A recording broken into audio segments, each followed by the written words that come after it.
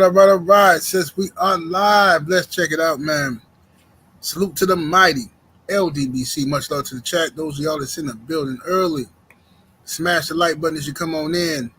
I say smash the like button as you come on in. We're going to talk 80s and 90s today. It's Saturday, feeling good. And I have my sister here, the lovely Miss Nick J in the building. How you doing today, sister? What's going down? I'm doing fantastic. How are you this evening? Well, I said this evening. How are you this morning? I'm doing good, energetic, feeling good. You know, I'm about to make me some chicken. I'm gonna make me some baked chicken with some gravy a little later on. Okay. Hook that on up. I am so proud of you, 7A. You've been shrinking down, Thank you. walking, stop smoking. Yes, indeed. Stop drinking. The drinking. The drinking part is still a work in progress because I drink. What I do is I stop drinking for about 6 months out the year, and then after that I have my drinks and stuff like that, whatever. But I do rest, give my liver a rest for about 6 months out the year, though. I do that. Very good. Okay. All right. I mean, hey, it's a work in progress. Congratulations thus far, though. Thank you so much. I appreciate it. You're welcome. And today we is going to reminisce. We're going to reminisce. We're going to talk about the 80s and 90s and why I personally believe was the best eras to grow up in.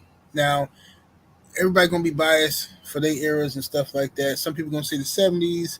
Some will say the 60s. I don't know how they can say that, but whatever. And some people will say the 2000s and now. I don't know. But we're going to talk about it, though. We're going to definitely talk about it. Oh, yeah. Let me see what we got in the building. Jamal Fareed, salute, brother. My brother, Joe Townsend, always coming through representing the Money and Magic. Y'all be on the lookout for the new adult content coming soon to a creep near you. Yes, indeed. We got my brother, Demond Kenny. What's happening with it, cuz? Raul Rambone, salute. AJ Moore. Pablo Escobar. Jalen Hudson.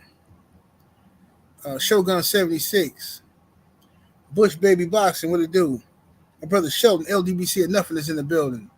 What's that say? I don't know what that's. Maserati? Maserati? What you saying, brother? Salute to you. Sniper in the building. John Simon. Shepherd King. Gerald Lord. D Fresh 94. Mode 2013 in the building. HC Boxing. Kenyatta Ali.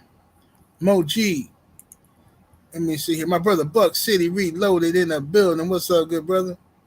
Shout out to my brother Buck City. Let me see here. Lucas Media, salute. Rashawn Williams. African Thor is in the building. David Scott III, salute. Anthony Bowden. Geo James. Phenomenal Mexican, salute, fam.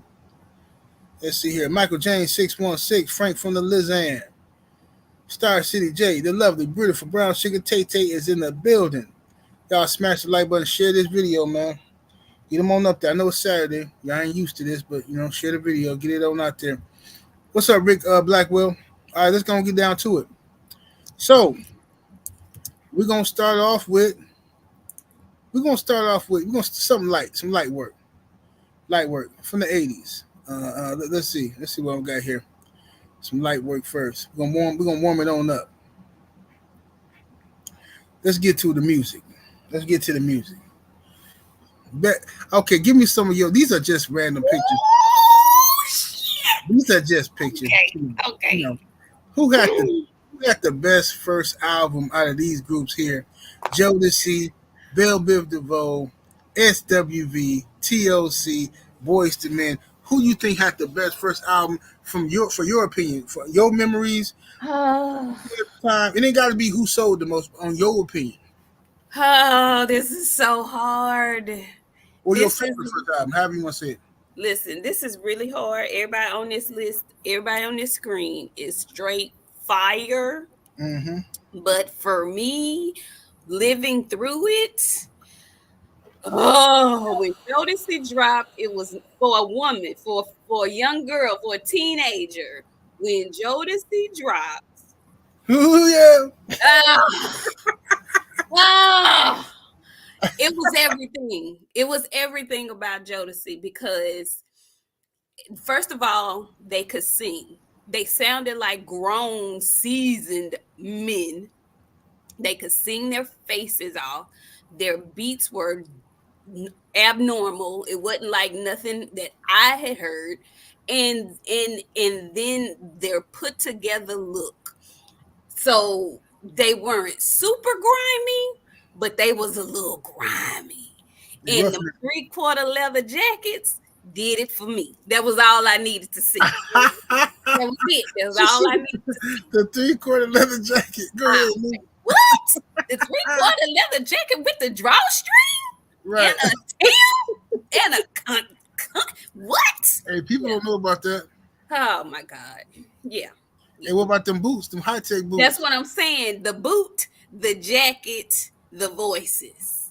And then you were singing to me real hard like you was in love and stuff. Man, please. Yeah, that it was Jodeci for me. It was Jodeci for me. Hey, you know what? That's crazy. You really can't go wrong with nobody on this list, but I would say Jodeci for similar reasons, but in reverse.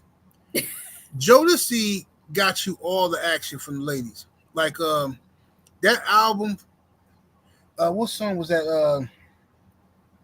You and I could be one after all. Listen, I would have that playing. I swear, I never had a woman say no. That one right there, we was youngsters though, we teenagers. But every time I play that, it's a wrap.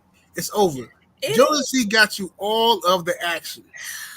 Man, say, listen, I'm trying to tell y'all something good. You can play Jodeci right now today. Right now, today, and your girl is gonna reminisce, and she gonna show you some grace and some mercy. That's all I'm trying to tell you. That's all I'm trying to tell you. I hear that. Yeah. I see you in here talking about Guy, but Guy was more of the 80s when they dropped. Guy was definitely 80s, but they did their thing, the New Jack Swing era. Yeah. For sure. Yeah. One day we're gonna do a New Jack Swing era show because there's so much to talk about with that. It is. People don't even realize they listening to New Jack Swing. Right. But I love Bill Biv DeVoe. Shout out to them because that first album was crazy. It was insane. I love that album because but Jodeci came out, I think, a year or two after them because for some reason I wasn't getting no action back when they came out. Bill Biv DeVoe came out. I wanted some action, but I wasn't getting none yet. Yeah, we was still kind of young. Yeah, we was still kind of young. We was because Joe. Well, I got you beat a little bit. I got a few couple of years on you. Yeah. But when Jodeci came out, I vividly remember riding the bus to high school. So I was in high school when Jodeci dropped. It was like 93, I think 92, something like that. But I was in high school, and so when BBD dropped theirs.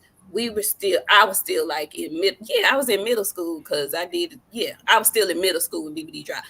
But still, even then, BBD was cold because nobody, back then, we were all thinking like, what they gonna do? Because they were the three in the group in New Edition that were not featured.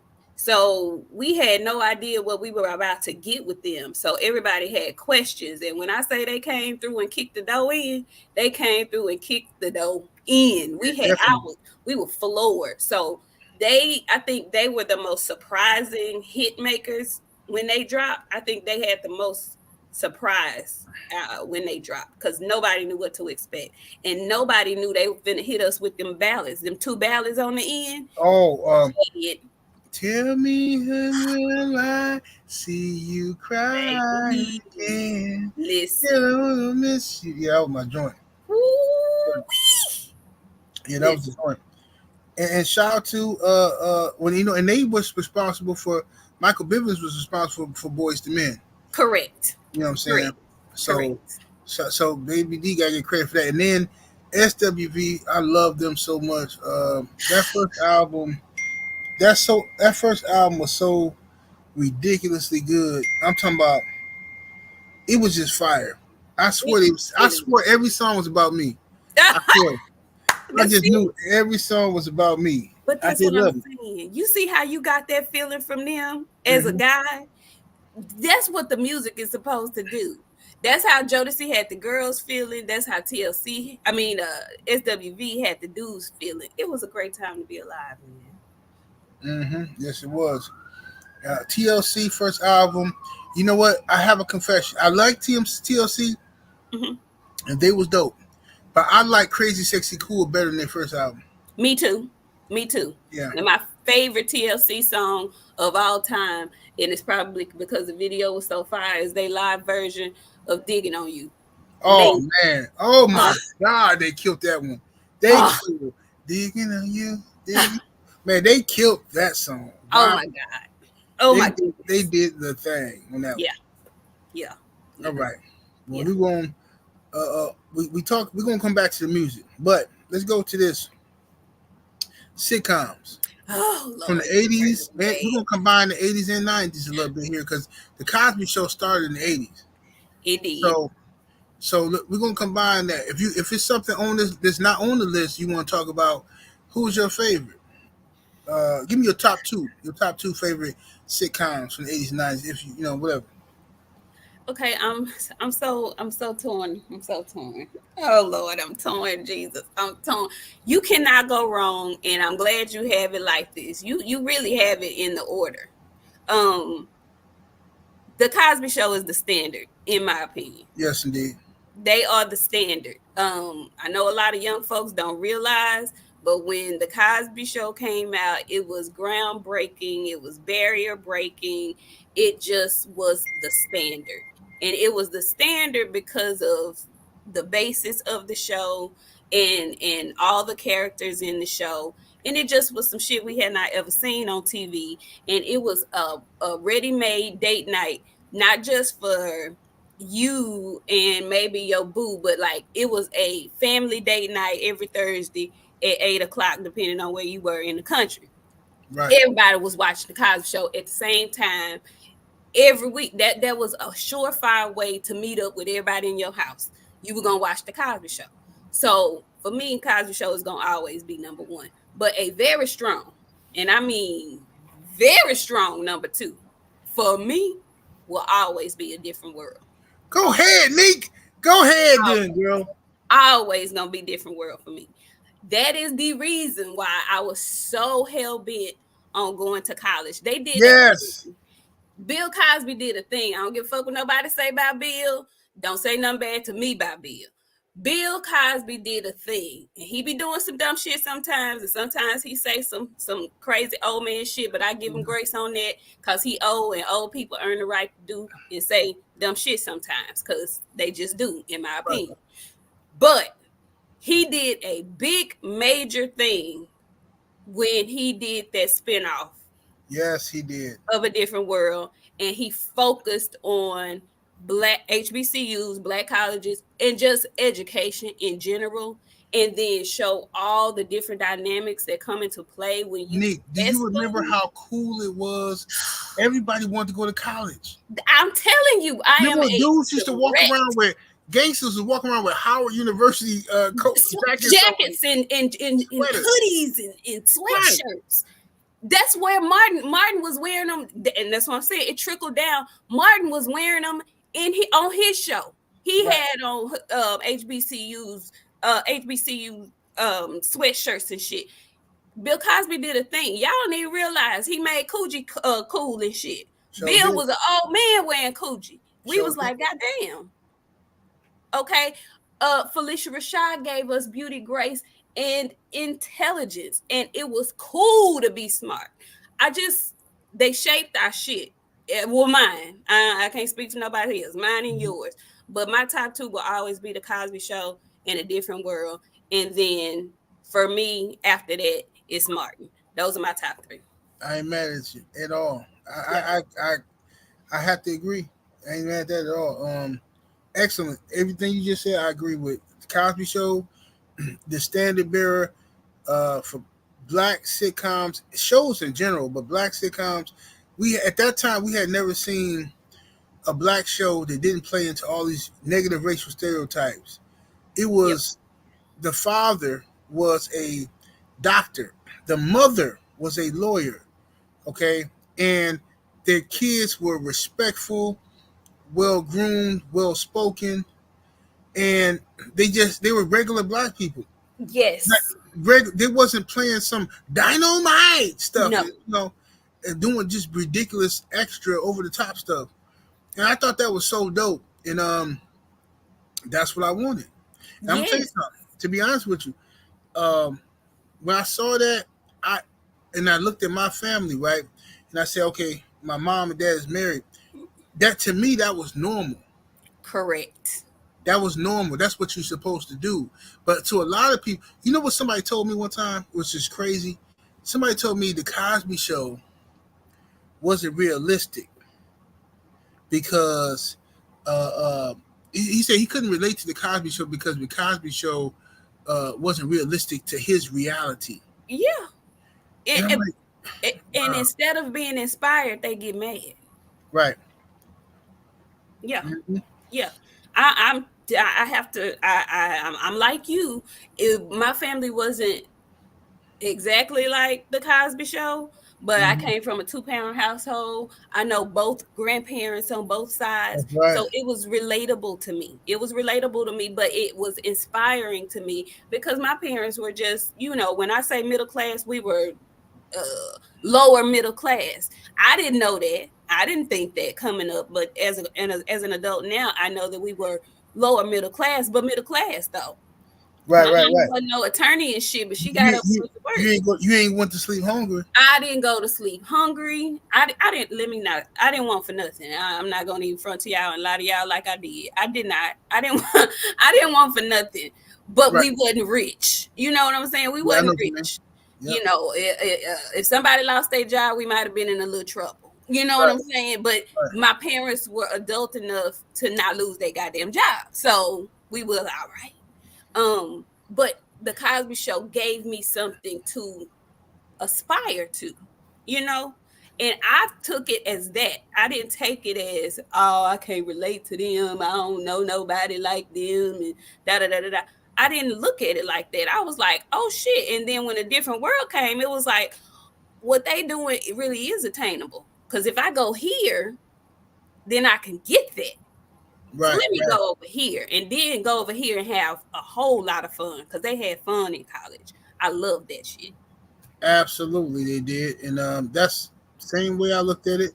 I love A Different World. I love the Cosby Show, and what it's still. And like you just said, I didn't have. My parents weren't rich. I thought we was rich though, because my parents made a way out of no way. Yes. And I never wanted for nothing. So I would see my friends struggling and they hungry. They trying to come over my house to eat and they pretending like, and we always had food. I always thought, I was like, man, we rich. You know what I'm saying? Right. Because I'm comparing myself to them, but we was never rich. Never rich. Correct. You know what I'm saying? And when I got older and realized the sacrifices my parents made, my mama and daddy told me stuff like they would not pay this bill to make sure. Yeah, rob Peter, pay Paul. Not pay this bill to make sure I had this and this for school. Yep. I never knew they was doing none of this stuff. You know what I'm saying? You weren't supposed to know because you was in a child's place. You know that shit existed back then. That don't exist. Yeah. You know, when grown folks is in the living room drinking and talking, we had to go in the kids' room. Go play with the kids. Right. Get in that bed. Get back Absolutely. There. You know what I'm saying? It was nuts. Let me see here. Todd French 600 in that super chat with the 5-piece. Much love and much appreciation, bro. He say, Martin, living single, Jamie Foxx show, New York Undercover for show. Man, I miss them days. Y'all are bringing back awesome shows. The WB had the show. Double your bird. That's the jig germ. Yeah. I like with that hat on. With that. Yeah. Now the 86 in that super chat. Appreciate the love, fam. He said, salute Nick J78 to the mighty LWC. Thank you, brother. Salute to you. All right. Then we got, let me see what else we got up in here. And shout out to the Fresh Prince of Bel-Air. Shout out to Eating Living Color. In Living Color don't get enough credit. I think that Wayans family, in general, what they did for comedy and for they don't get enough credit. Me and my boy Too Raw for TV were talking about this. The Wayans family, the movies they came out with, they put Jim Carrey on. They put David Allen Greer, Tommy Davidson, Jamie Foxx. They put so many people on, and don't today people. It's people today who don't know their name, who don't realize how big of an impact they have had, just on entertainment in general. Yeah, it's people who know Marlon Wayans but don't know Keenen. Correct. It's people who don't realize Keenen was not executive producing, but was involved in those first Eddie Murphy, Delirious, and They don't know that. That man is a genius. He really is a genius. Absolute genius. Yeah. Keenen is crazy. Low Down Dirty Shame. Low Down Dirty Shame. I'm Gonna Get You Sucker. If y'all ain't never watched I'm Gonna Get You Sucker and you want to laugh, man, put that movie on and just let it rip. It's hilarious. Hilarious. Silly though, and that's what I like. It's so silly you can't help but to laugh. Absolutely. Yeah. Keenen was a genius when it came to that. And shout, while we on the subject, shout out to Robert Townsend, another brother who don't get enough credit. Robert Townsend, he put so much great stuff. He was so important to the black community as far as black entertainment. He don't get enough credit either. Him and Keenen need to get a Lifetime Achievement Award, in my opinion. I agree. I absolutely agree. People don't realize they just don't realize who's in the background and making shit happen. The people in front of the camera that you see are extremely important because they give you the visual, but it's so many strings and moves being made behind the scenes and you have no idea who really is working together, because from Keenen and Eddie's relationship, there was Keenen and then Robert Townsend's relationship when they did Hollywood Shuffle. So Hollywood is a place. It's a funny Hollywood place. Shuffle was the truth of man. Again, if you just want to laugh at some ignorant, silly, funny, it ain't meant to be enlightening, just some old funny ass shit. But they sneak in messages too. Hollywood Shuffle is a great one. Yeah, they always do that. And Keenen always snuck messages in his. It would appear to be ignorant comedy, but he always just like they say, message. He always snuck in some messages on your ass. Right. So it was good. Right. So let's get to and shout out to Fresh Prince of Bel-Air. I love Fresh Prince of Bel-Air. The best show was, to me, the only thing is, listen, it's only a couple things in this world I can watch that make me cry. Him and his daddy scene. Yes. When his daddy bailed out on him, that just disgusts me to this day. I can't watch it. Yeah, that hurt my feelings bad. Yeah. Will Smith did his thing on that scene. Beautiful. You know what I'm saying? That's when I said, oh shit, Will now. Will in his acting bag. Oh yeah, for sure. Yeah. Will was getting busy. He was getting to it. All right, let me get to now we talked about music a little bit and we talked about some sitcoms.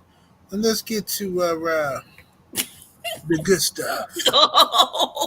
Let's get to the good stuff. Let's talk about them candies now. Now we're going to talk about chocolate specifically first. I was just about to say, you have really taken your time with this because all I see is chocolate right now. Yeah. This chocolate specifically. Let me get your top 3 or 4, however you want to give me, favorite chocolate candy from the 80s and 90s. Okay. I'm looking at the screen. I am not much of a candy eater. I'm not a big time candy eater. Okay. But chocolate has its moments for me. I am a woman, so chocolate sometimes is a craving for me. Right. But I'm a simple girl. I'm simple. I don't like a whole lot going on. I ain't big on a lot of nougats and whatnot. I don't like all that. You just want you some chocolate, right? I just want me some chocolate, maybe a couple of almonds, some peanuts, something like that. All that extra nougat and cookie and all that.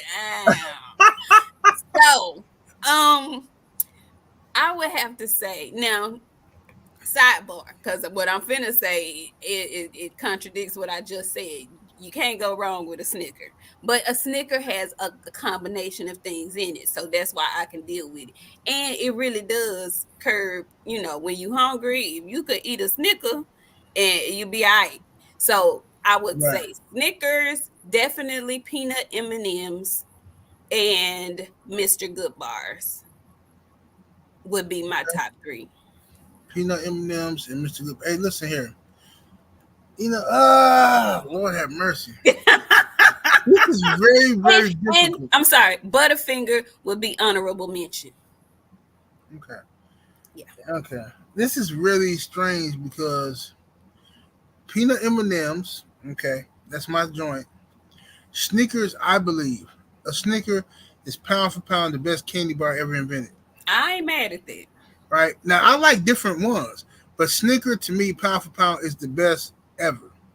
So, I think it just hit everything on all angles. It does. So Snicker is perfect. I like peanut M&Ms. Is serious to me. I like peanut butter and chocolate mix. So okay. I like peanut butter Twix. I remember in the 80s when them came out, I used to go to the corner store and I used to grab hellified peanut butter Twix. And everybody used to be like, oh, why you like them? I'm like, bro, why not like them? These peanut butter Twix. Peanut butter Twix, Reese cups, all that was my joint. You know what I'm saying? But I agree with you when it comes to Snickers, though. Snickers is ridiculous. I mean, and Mr. Goodbar. Mr. Goodbar, chocolate and peanuts. Underrated. Simple. I still eat Mr. Goodbars to this day. Me too. That's my cheat candy. So after I've been doing good on my diet, after about so once a month I eat what I want to eat. I don't go too crazy, but I eat what I want to eat once a month. So I always have me one king size Mr. Goodbar. King size, Mr. Goodbar. Mercy. One of them big dumb ones that cost $3.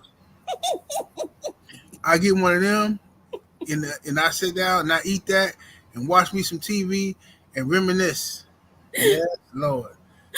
I love Mr. Goodbar. And if I can't find a good one, the king size one, I won't waste my money on two small ones because they don't hit the same. If I can't get the king size one, then I'll get a Hershey with almonds. Them work good too. Those are decent. Those are good. And I like the Hershey with almonds because it's a thin chocolate. It's not big, chunky like the chocolate we used to sell at school. Right, it's not big like that. I like the thin chocolate with the almonds. So yeah. The ratio is good. Mm-hmm. There you go, ratio. Mm-hmm. My brother Trill Will LDBC or nothing is in that super chat with the 5-piece. Much love and much appreciation, Will. He says, "Oh, nostalgia." He said the memories are so dope. 70s baby. He says, y'all got me so happy. We indeed grew up in the best era. Absolutely. Hey man, you know what it is. You already know what it is, brother. Absolutely. Now, I'm looking in the comments. Somebody said something about a Whatchamacallit. As a kid, I used to really like those.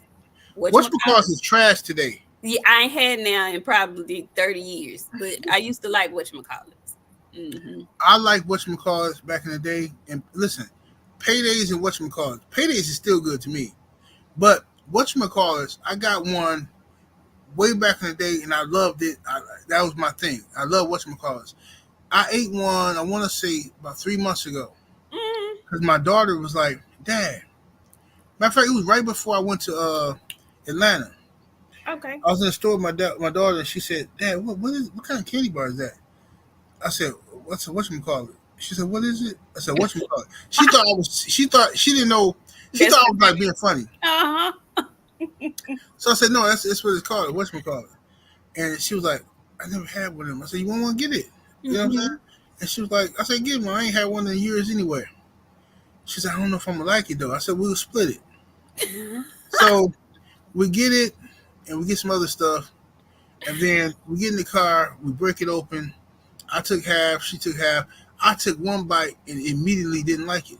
Really? I'm like, "What's wrong? This ain't a good. This ain't this. Is it the same thing or is my taste bud changed?" So I'm like, and my daughter, she was like, she loved it though.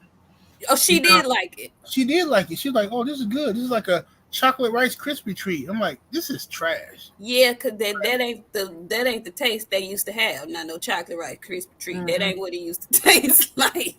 It's trash to me. So I didn't know what was up with whatchamacallit. Now they got something called thingamajig. You know that? I ain't heard of that. No. Yeah, it's from the same family as whatchamacallit, but they call it thingamajig because they stole all black lingo. Right. What is in the thingamajig?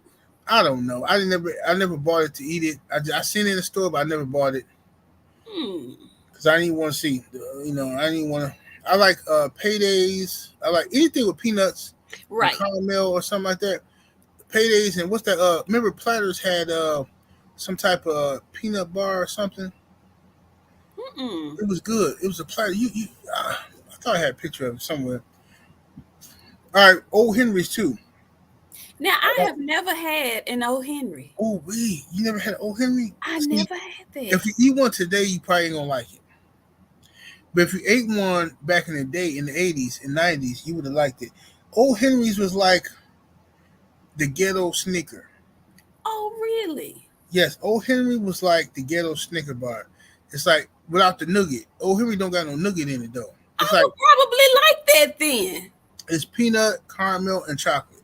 That's it. Yeah. Peanut, caramel, and chocolate, and it's good. I love Old Henry's. That was my joints. You know what I'm saying? I love Old Henry's. And I never had one of those. Butterfingers, I love Butterfingers except for they just messed up my teeth.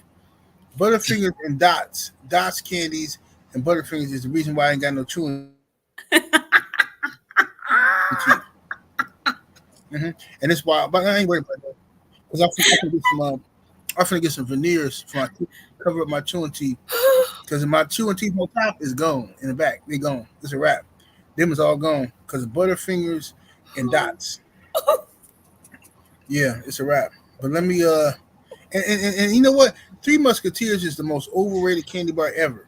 Three Musketeers and Milky Way are straight garbage and trash. Ain't they garbage? Them is trash. Whenever we was going to Halloween and I got them, I used to trade them with somebody. Like, give me. Who eats that? Who is keeping them in business? Who? I don't know who the hell eating that Three Musketeers. At least the Milky Way got caramel. That's Pilgrim. Three Musketeer ain't nothing but chocolate and nougat, bro. Get this shit out of here. Yeah, Mo. That's Pilgrim candy. That's exactly what that is. That is Pilgrim candy. That's who keeping them in business. Cause ain't no way. Ain't nobody eating. I ain't never been in a store with somebody who purposely bought Milky Way. You only get Milky Way. I mean, excuse me, not Milky Way, but Three Musketeers. You only get Three Musketeers if you are out on Halloween and somebody dumped that in your bag. Exactly, and you be mad. And while we on Halloween, to hell with candy corn. Me and Tay was just talking about that. Candy corn is trash to me. You like candy corn? No, I don't. I'm not a candy corn person. It looks cute, but no, I don't eat that. Yeah, that's some of the worst, most trashiest invention ever. That's a waste of an invention. It looks cute. You know, it fits the holiday, I guess. It looks different, but I'm not a candy corn. No. Okay, Nick. Now we get into the fruity candy. Oh shit! That fruity candy now. Look here. We got Now Laters. We got the square Laffy Taffies. We got Cherry Clan. We got Boston Baked Bean. We got all that stuff in here. We got Mike and Ike, Skittles, Nerds, all that good stuff. Now, right? Even if it's not on this picture, what's your favorite? Give me your top 3 favorite fruity candies. All right. Okay. And let's not forget, I gotta be fair. We got Bonkers and Starburst too. Okay, and there's one more I'm gonna add to that. Uh-huh. Jolly Ranchers. Oh, of course. God damn, I forgot what Jolly Ranchers. Mm-hmm. Okay, so just off the rip, Now Laters is number one for me. Okay. Off the rip. Candy truck in my hood used to be a powder blue truck, and Now Laters was always the first thing out my mouth. Give me a pack, and if you really trying to impress me, bring me some pineapple Now Laters. Okay? Pineapple Now Laters? Hard to find, but hold if up, you I ain't never had no pineapple Now Laters. You ain't never had no pineapple Now Laters? I do not think I ever had a pineapple Now Laters. I could be wrong, but I don't think I did. I don't remember it. It's top tier. It's top tier. Okay? Top tier.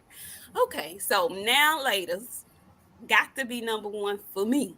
Mm-hmm. Then that whole bracket under the Now Later that you showing on the screen, that whole bracket right there can be number two for me. But specifically, Lemon Heads, Boston Baked Beans, and Alexander the Grapes. Specifically. Hey, them Alexander the Grapes hit different, don't they? Oh, what? Yeah, people be sleeping on them Alexanders. So, yeah, Now Laters, them three go together. Boston Baked Beans, Lemon Heads, Alexander the Grapes. And then, thirdly, Jolly Ranchers. And I mean the stick. The Jolly Rancher stick that I used to put in my pickle. That's the one I'm talking about. Old school. Okay. Yeah. Now I like the individuals too, but that stick, yeah, I could have that all day. Yeah. Right. Okay. Now, I noticed you didn't say nothing about Mike and Ike's. Did Oscar De La Hoya ruin it for you? I've never been a Mike and Ike girl. And it was solidified, confirmed, and the door was shut after the whole Oscar. I've never been a Mike and Ike girl. I'll never be a Mike and Ike girl. Oh man, I used to love Mike and Ike's until the Oscar thing. Once I heard Oscar was shooting him out his butt, I'm done. I can't do it no more. Can't do it. Hey, what's up with nerds though? A lot of people like nerds back in the day. I was never a big nerd guy. I ate them on Halloween, but I never purposely bought them at the store. How you feel about nerds? I used to like nerds, but like you said, nerds was hard on your teeth, and I don't like stuff getting stuck in my teeth and chewing like that. So I didn't eat them a lot, but every once in a while, you know, I partake in nerds. And I also, not that Laffy Taffy, but I'm a Skittle. I like not Skittles. Starburst. I like Starburst. Hey, Starburst is the truth. I'm gonna tell you something about them Laffy Taffies though. The ones I got on the screen, the square blocky Laffy Taffies. I remember they was 5 cents a piece. For $1, you get 20 of them. This is how I learned my math now. Look, you get 20 of them for $1, and they was fat, they was big, man. I'm telling you, them square Laffy Taffies was the truth. It was pretty much the same as the long ones you got, except for they were just shaped into a square. Okay. So they was big, and man, it was huge. We loved them, and we used to get those for 5 cents, and we used to get the Reese cups for 5 cents, the individual Reese cups for 5 cents, and everything else was a penny. You know what I'm saying? Unless you're talking about candy bar or something. Everything, all the other candy was a penny. And oh man, it was great. You know what I'm saying? I gotta try those. Huh? I said I gotta try those. I'm gonna have to try Well, those. they don't have the square Laffy Taffies no more. They stopped making them. Oh, really? They only make the long ones now. Okay. See, that's what I'm saying. They changed up the candy so much because I'm looking at these little Now Later packs you got on there. Now Laters used to be bigger. The square was bigger. The pack was long. The paper on that bitch was like, I can't explain. Y'all know. Hey, Lee, what you know about this? This is what we used to do in the hood. We used to take the Now Laters, right? Mm-hmm. And we would put it on this is ghetto stuff if I ever heard it. we would take Now Laters and put it on the plate, They say you say whatever flavors you like. I would take me personally. I would take chocolate and banana and put it on the plate. Put it in the microwave for 15 seconds, and it would bubble. It would melt, and then as soon as you take it out, you take a spoon and you scoop it up, and it would get hard again. But now the flavors are infused, and then we would suck on it like a sucker all day. No, I ain't never. Yeah, yeah, we did that. We did that. We did that. We used to do that. We used to make suckers out of 90'S all day. See how inventive y'all were. Yeah, I didn't do that. I ain't never. That's new to me. That's new to me. But I bet you what? I bet you I know what you did do after you finished that lemon head box. Did you used to blow in it and make a whistle? Did y'all do that? Maybe not. Okay. Well, I did. And yes, Anthony Bolton, I love a good Chico stick and them peanut butter bars with the pinstripe paper. Those were excellent. Yeah, so y'all did used to blow in the box, huh? Uh-huh. Yeah. Yeah. Uh-huh. Yeah. Indeed. Yeah, that's how you do. The blow in the box is to make that whistle noise. Yeah, absolutely. Yeah. Just making up shit to do. Good time. Yeah, but we was inventive though. We was very creative. Very creative. I'm trying to tell people the same thing about people dudes in jail. When you got that much time on your hands, them dudes, some of the most creative people I ever met was when I was locked up. These dudes would make their own speakers out of styrofoam cups. Wow. And you can hear it through the whole pod.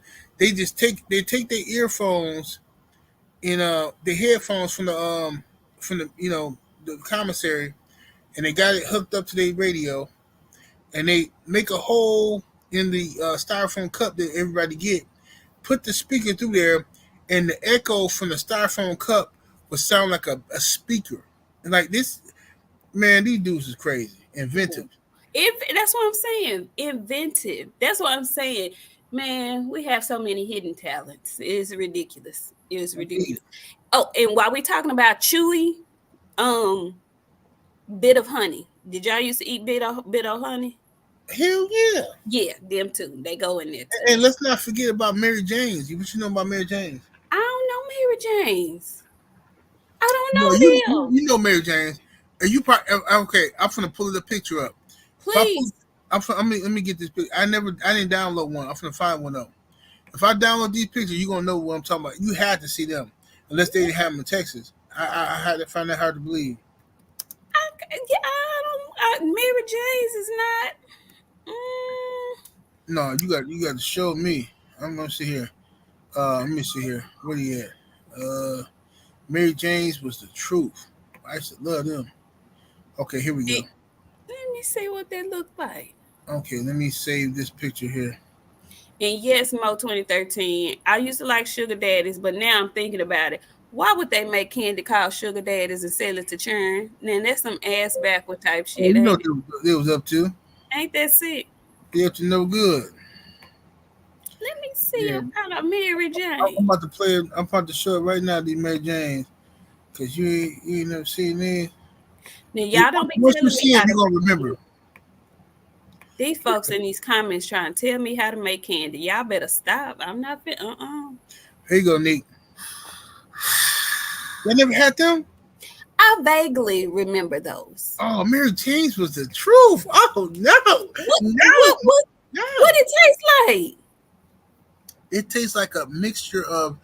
It was like a taffy, but it was a mixture of a caramel with like a. I don't know how to describe it. Peanut buttery, caramel / peanut buttery taste. But it's chewy. It's chewy. Very chewy. And one thing I know is you can't eat one of them. If you eat one, you're gonna eat another one and another one.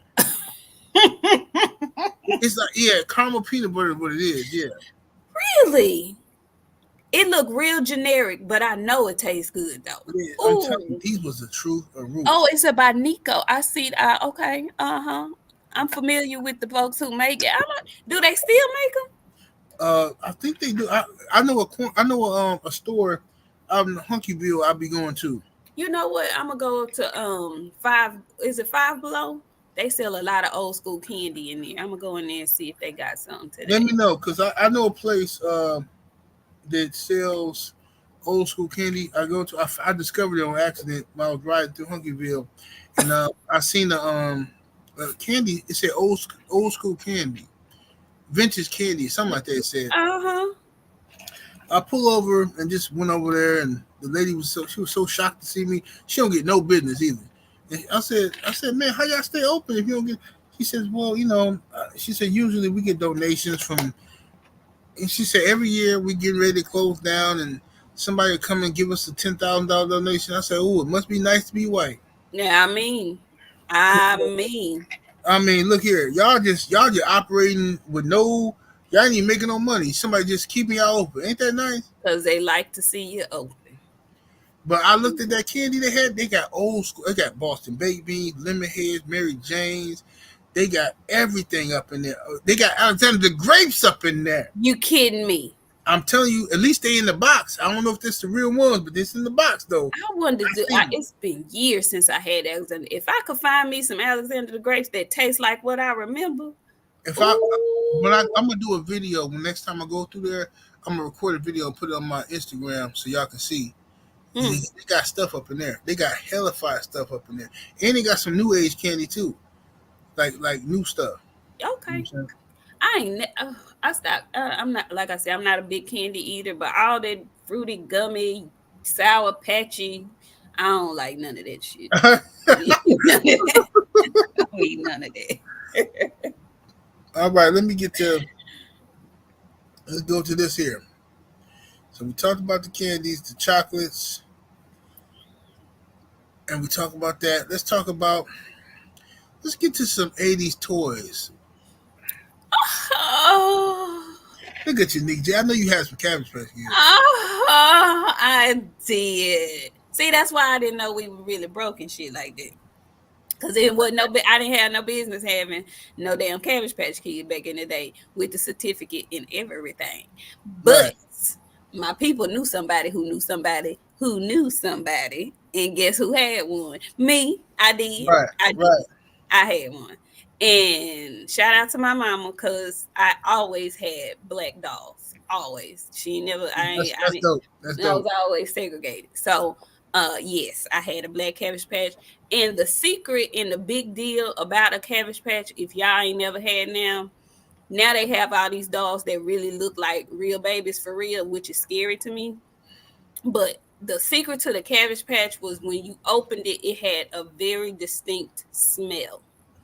It smelled like baby, like top tier baby doll material. It had a smell, and so that was the most captivating. That's the biggest thing that I remember about the Cabbage Patch doll, because it wasn't look at it. It ain't no cute doll. It ain't like it's the cutest doll in the world, but it had distinct features, because it ain't no other doll that looked like that. And when it came out, there was no other doll that looked like that. But it was the smell of it that really did it for me. I just like to have it. Cabbage Patch was a status kind of toy, because everybody didn't have them. So I wasn't a big doll playing girl. I didn't play with dolls like that. I was a little grown, so I didn't really play with dolls like that. But if you had a Cabbage Patch, you was somebody. Let me just say that. In my mind. Yeah. Cabbage Patches was the truth of Ruth. If you was a girl and you had a Cabbage Patch, then you was of elite status. Elite. You was one of the black boule. If you had you had a Cabbage Patch, you had the Cabbage Patch, you was black boule or something out here in these streets. The Cabbage Patches went for a lot of money. And to this day, they collector's items. They are. Mm-hmm. Absolutely. Yeah. See, I didn't have Cabbage Patch. Of course, I'm a boy, but I had Garbage Pail Kids though. Oh man, you remember them?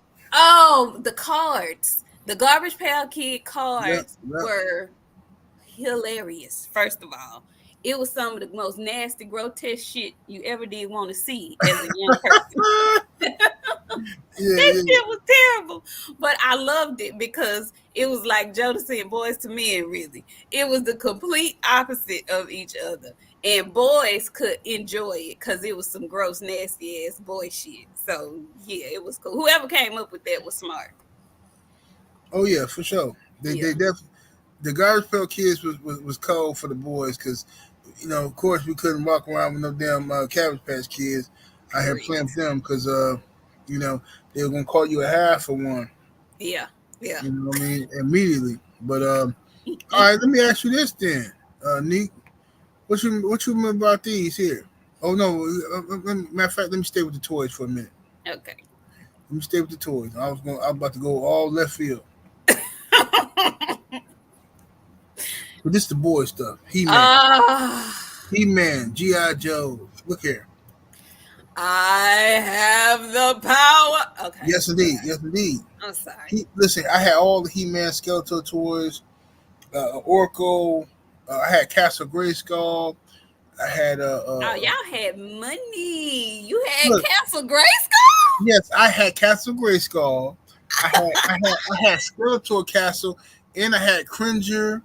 I had Skeletor's weak ass cat.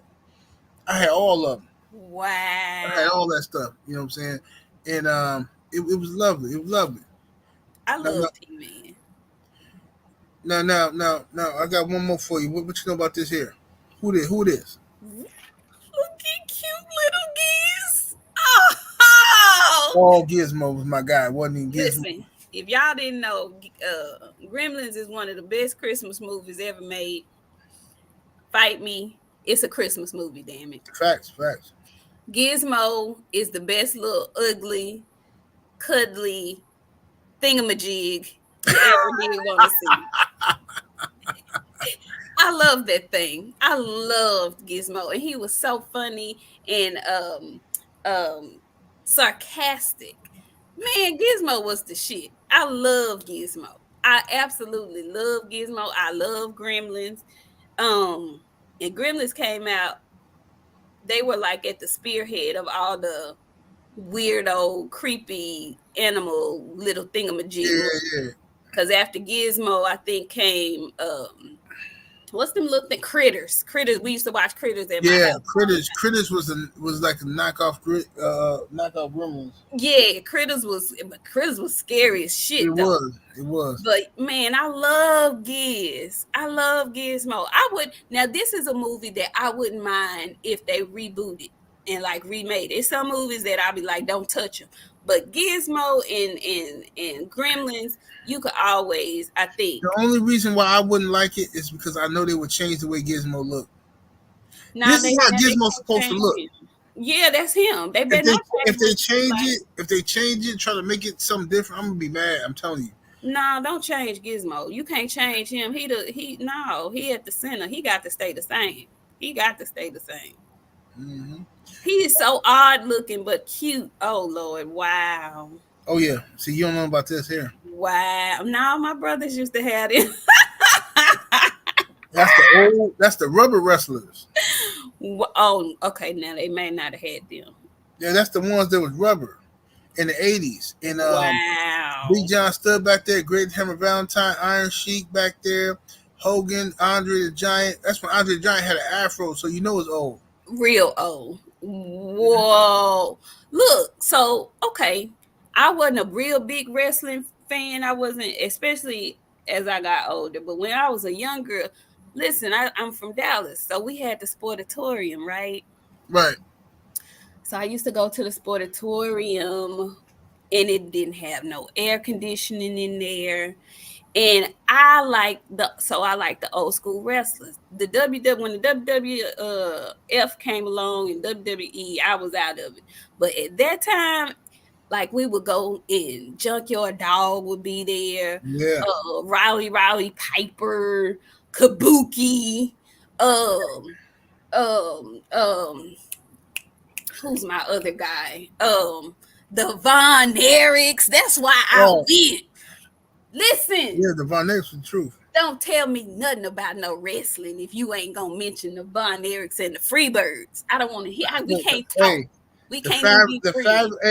The Fabulous Freebirds and the Von Erichs. Look, I know the Freebirds. They didn't make it in WWE because they was used to the other districts where they can get drunk and come in the ring fighting drunk and stuff. But the WWE wasn't gonna let them do it.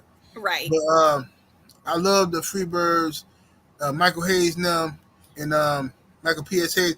That I loved Dusty Rose. Yeah, Dusty Rose was cool. And I loved Von Erichs. Kerry was my favorite though. Kerry Von Erich was my favorite. I loved Kerry, but Kevin was my favorite. I love Kevin because he ain't wear no shoes. It was something about him being barefoot in there. They used to just do something to me. I love that. Y'all know I don't really deal with pilgrims like that, but them Von Erich boys. Woo! She had a thing for the Von Erichs. Man, what? Put that iron claw on you boys, y'all. It's a wrap. What? Yeah, their daddy used to use that claw, didn't he? Yeah. Get Fritz. Yes. Fritz taught his boys about that claw. Something about that claw. Y'all, man, I used to play that. So I have younger brothers. So, you know, they love the Von Erichs, and I did too. We used to do the claw on each other, make me have strong fingers. I claw on you right now, hurt somebody. Shoot. Right. Oh, okay. I know you don't have this, but let me ask you this. I know everybody watched the dudes wrestling, but I've always been like this. Anyway, did you watch Glow? Glow. The gorgeous ladies of wrestling. Oh no, I didn't. I didn't watch that. You didn't watch Glow? No, I heard about it, but I didn't watch it because 7-8. Back in the day, I used to be like, I'm gonna tell you a secret. I just started getting into watching girls fight. For a long time. I didn't even watch Layla Ali and them fight because I had this thing about me where I didn't like to see girls get hit. It was this thing because I got scarred as a kid. Okay. You know what I'm saying? Okay. I saw something real messed up there. I didn't like to see girls get hit, but it took me a long time. I got to an adult to start enjoying watching the girl fights and stuff like that. Okay. Go ahead. What happened with Glow though? I'm gonna give you a pass. See, I would have thought a player like yourself would have appreciated Glow because they had because you the pimpin'. They had characters named Hollywood and Vine on there. They were basically like Hollywood would be walking on Hollywood and Vine. Right. Yeah, they had characters like they had the Soviet lady. They had the Mount Fiji. She was the biggest star. Oh, come on! I remember Mount Fiji.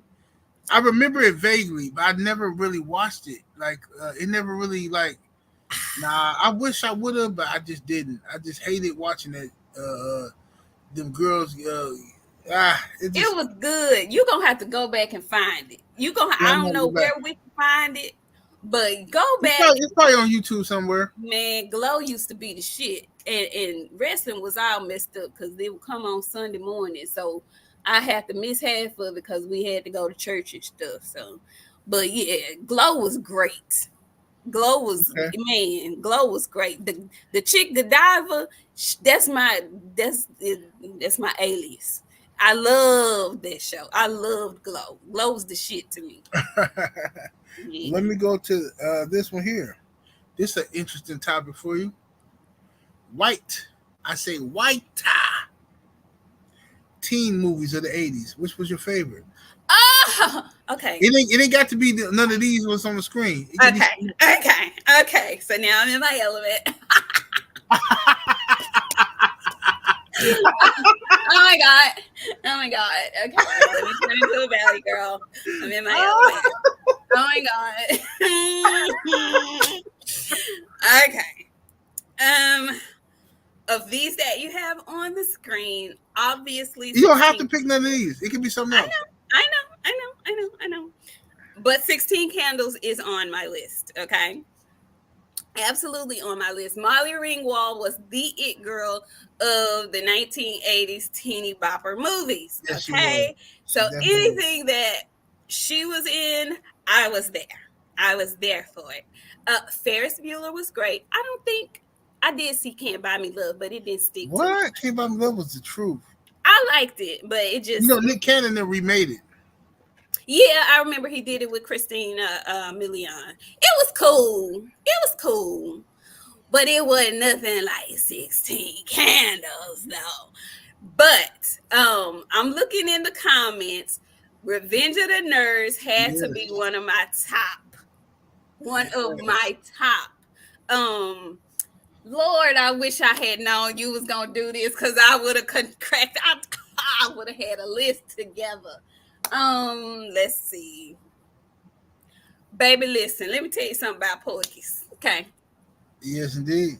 I did not realize, and Porky's is actually a period piece because when it came out in the 80s, but like the time period that it was in, it was like from the 50s or something. Yeah, 50s and 60s.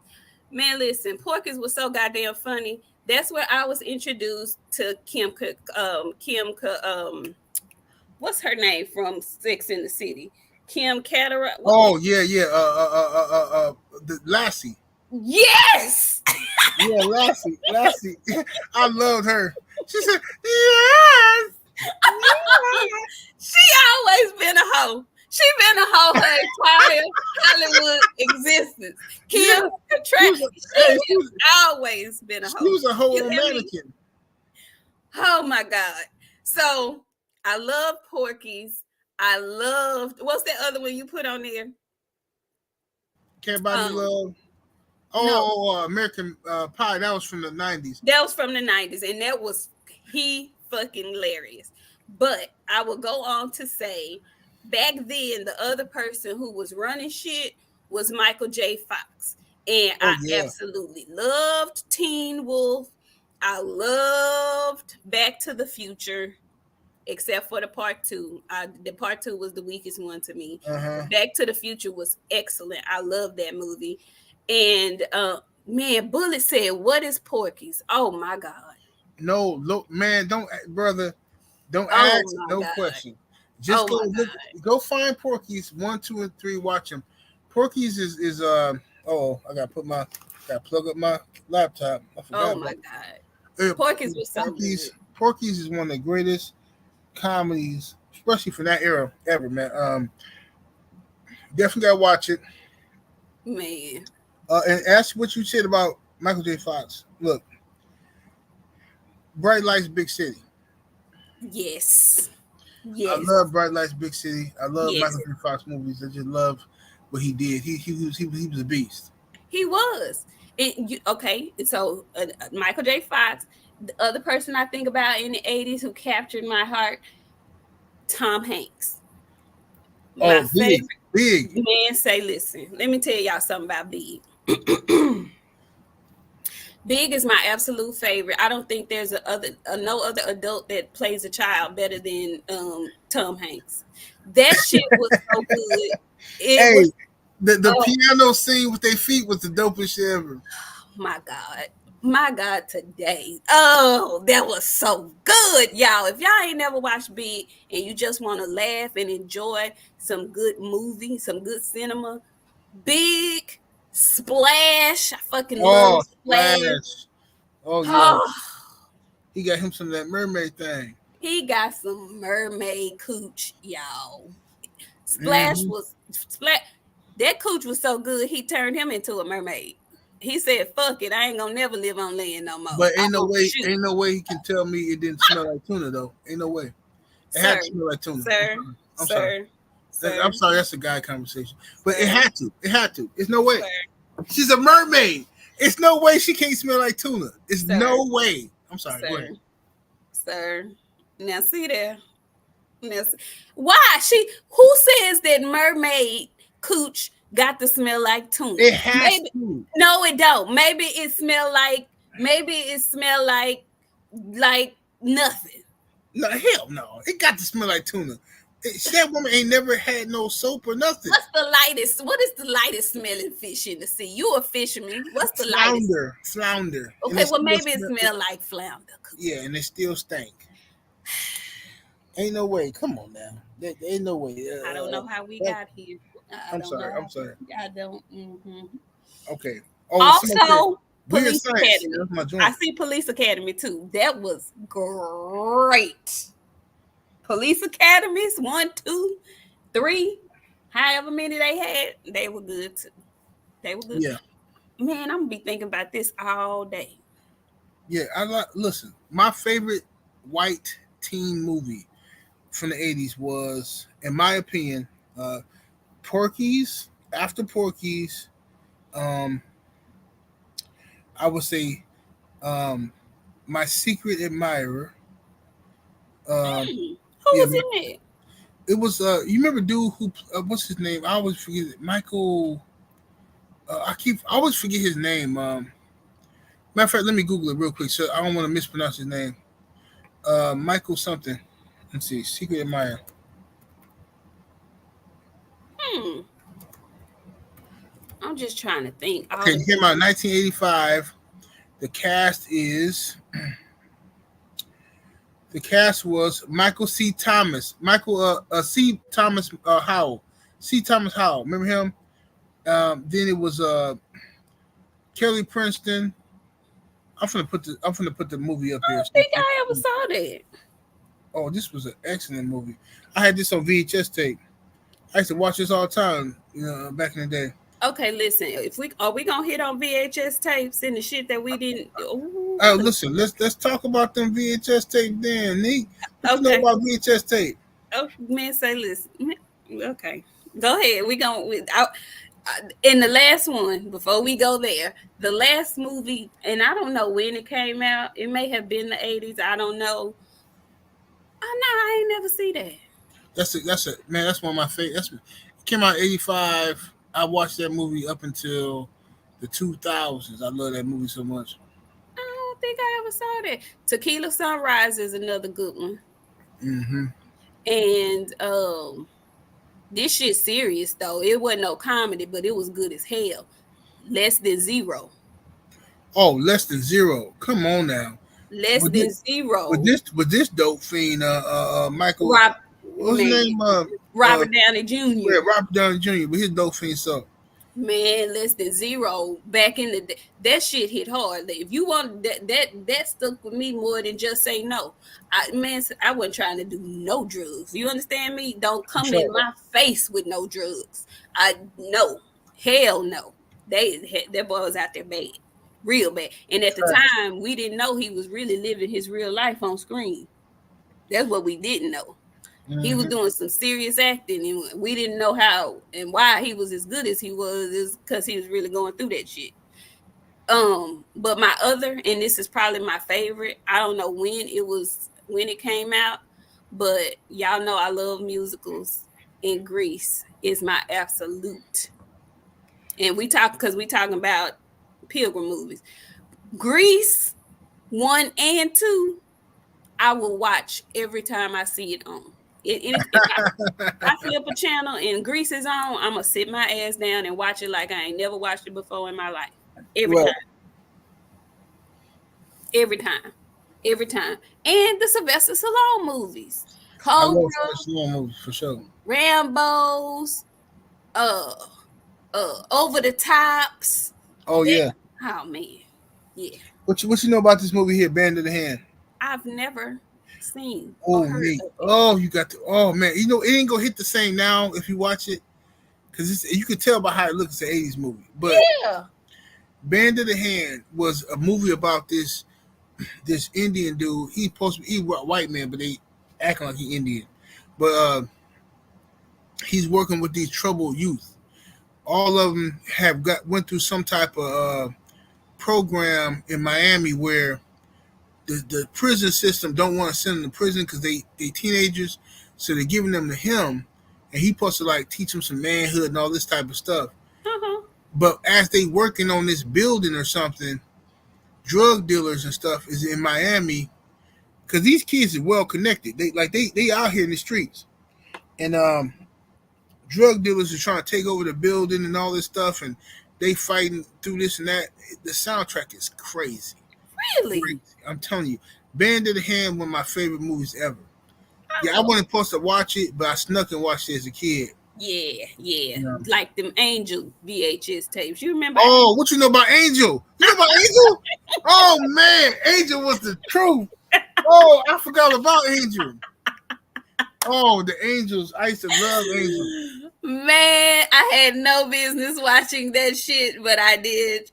Oh my goodness. I figured somebody such as yourself would enjoy it. Oh, you know I love me some Angel. Trust me. Angel was a stomp down prostitute. Stomp down. Yes, she was. Mm-hmm. Yeah. Yeah. Had no business watching Angel, but yeah. Mm-hmm. Yeah, it was going down. Let me ask you this now.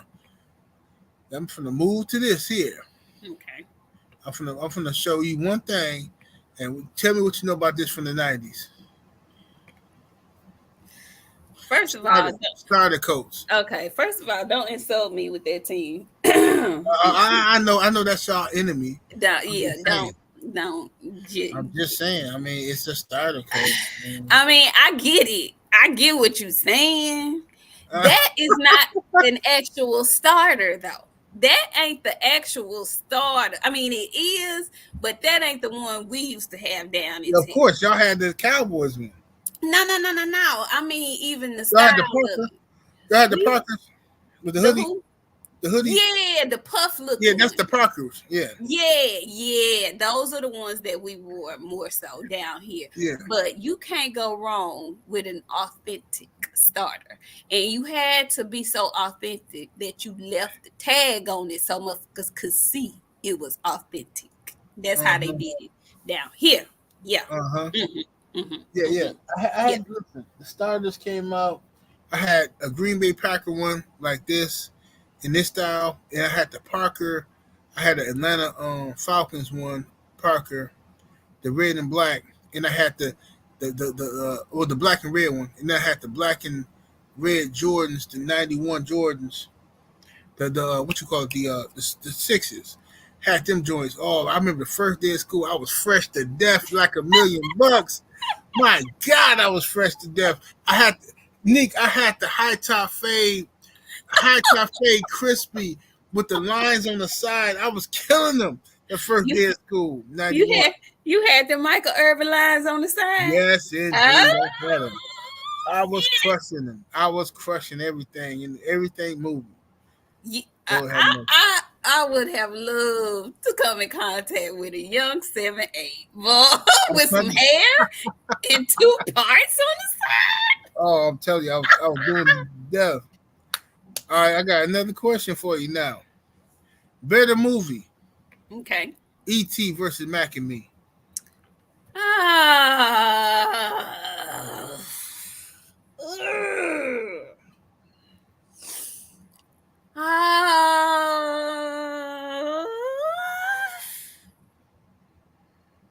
I'm going E.T. Okay. Solely because my guy Michael Jackson was a little bit attached to it. That's how I'm gonna do that. Okay, that's how I'm gonna do that. E.T. It's E.T. for me. I would agree with you. I think E.T. was the original. It was the best one. The only thing, because Mac and Me was just a copy, to be honest with you. Really? But the reason why I like Mac and Me a little bit is because of this right here. They showed love to Reese's Pieces. And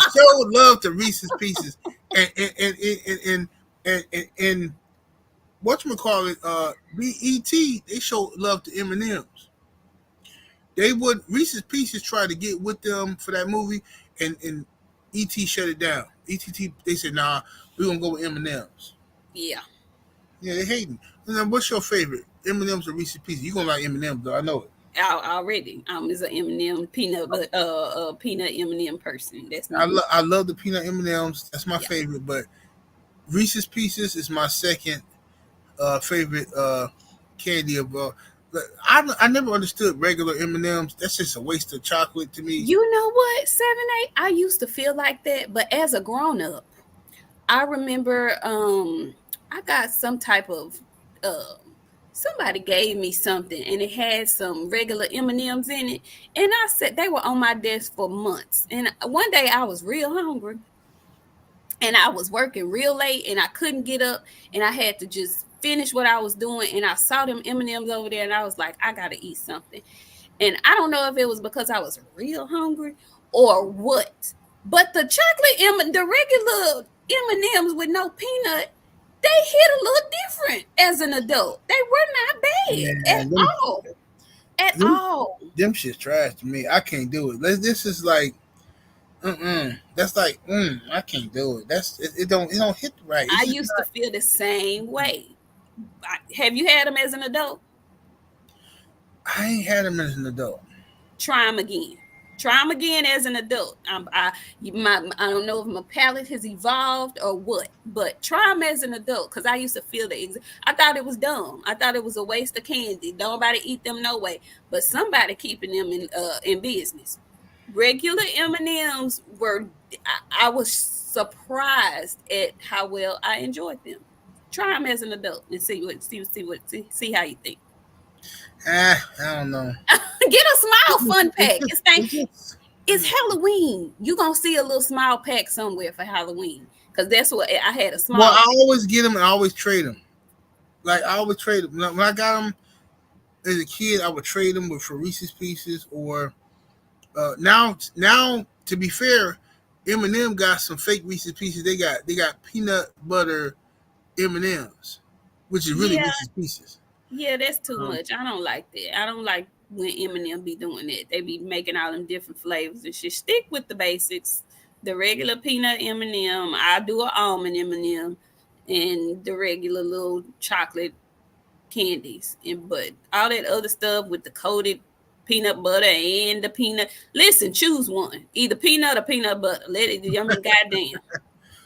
Yes, indeed. Yeah. Let me ask you this though, Neek. All right. So now, in your opinion, if you agree with me, because it's in my opinion that the 80s and 90s was the best era to grow up in.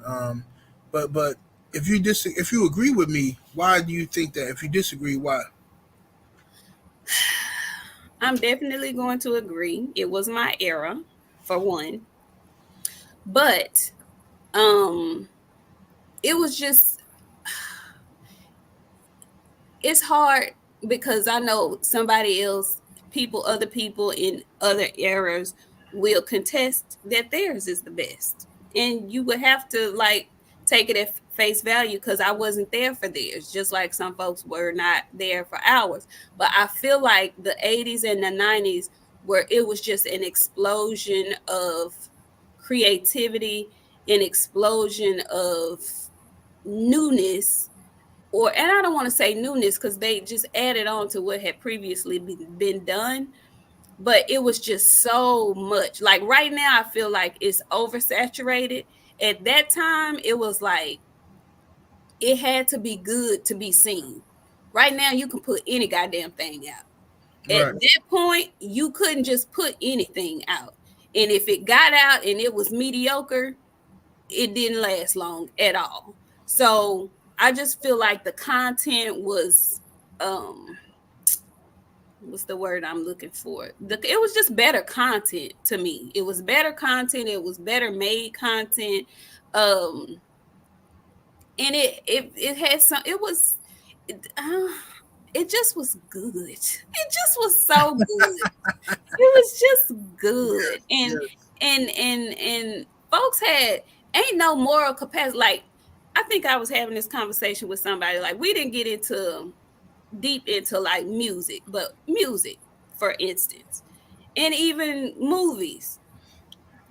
I have a cousin that doesn't know what XXX is. Wow. Because there is no censorship. Like everything can be found and everything is at your fingertips if you want it to be. Yeah. So there is no such thing as a XXX movie anymore. There is no such thing as, I can't buy this. I don't have access to this movie because it has explicit lyrics. All of that shit is gone. You could turn on the radio and they'll play it and just bleep it out, but you know what they're saying. You couldn't even do that back then. You had to completely make a radio version of the song for it to be played. I miss that.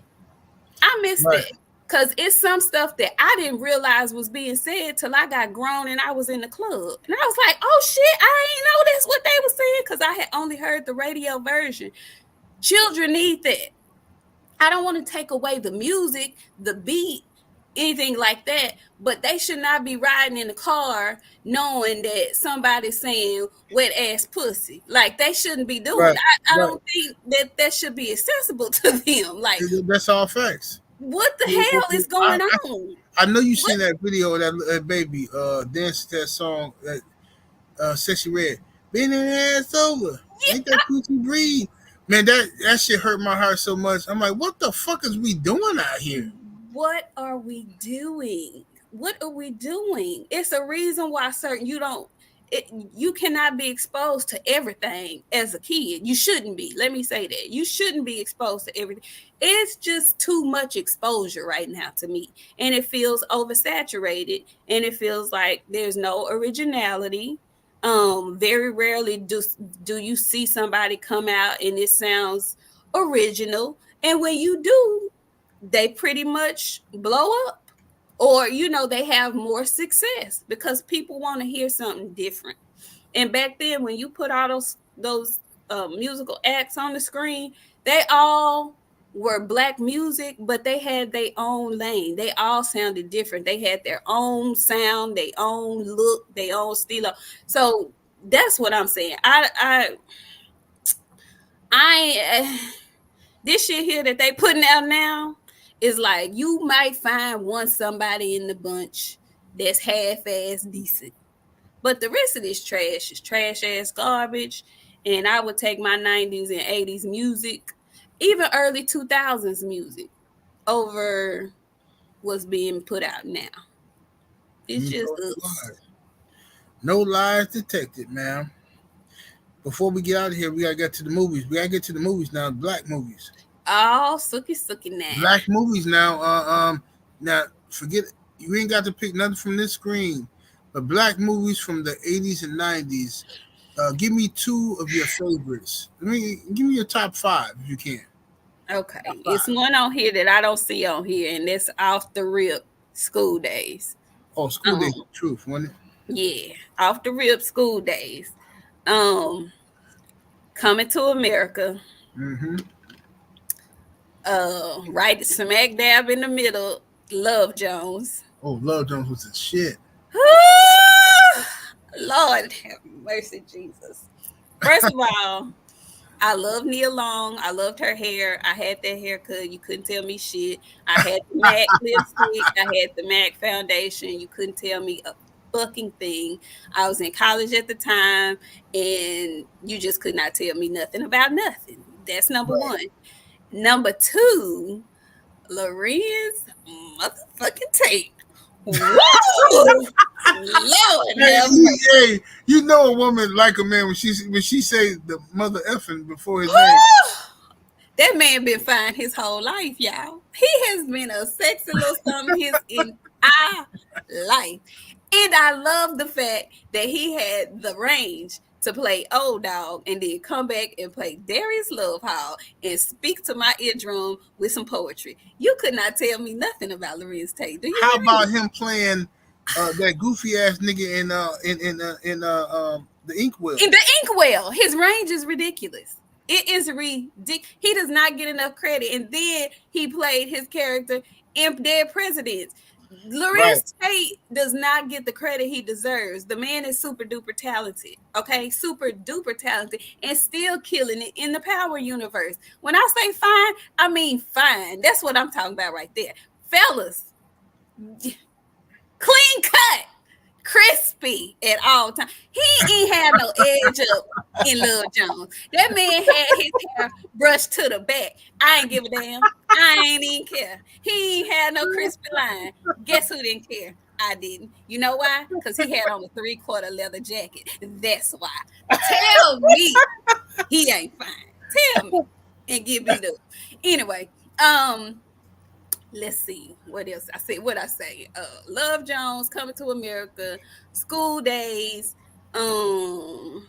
House Party. House Party. Yes,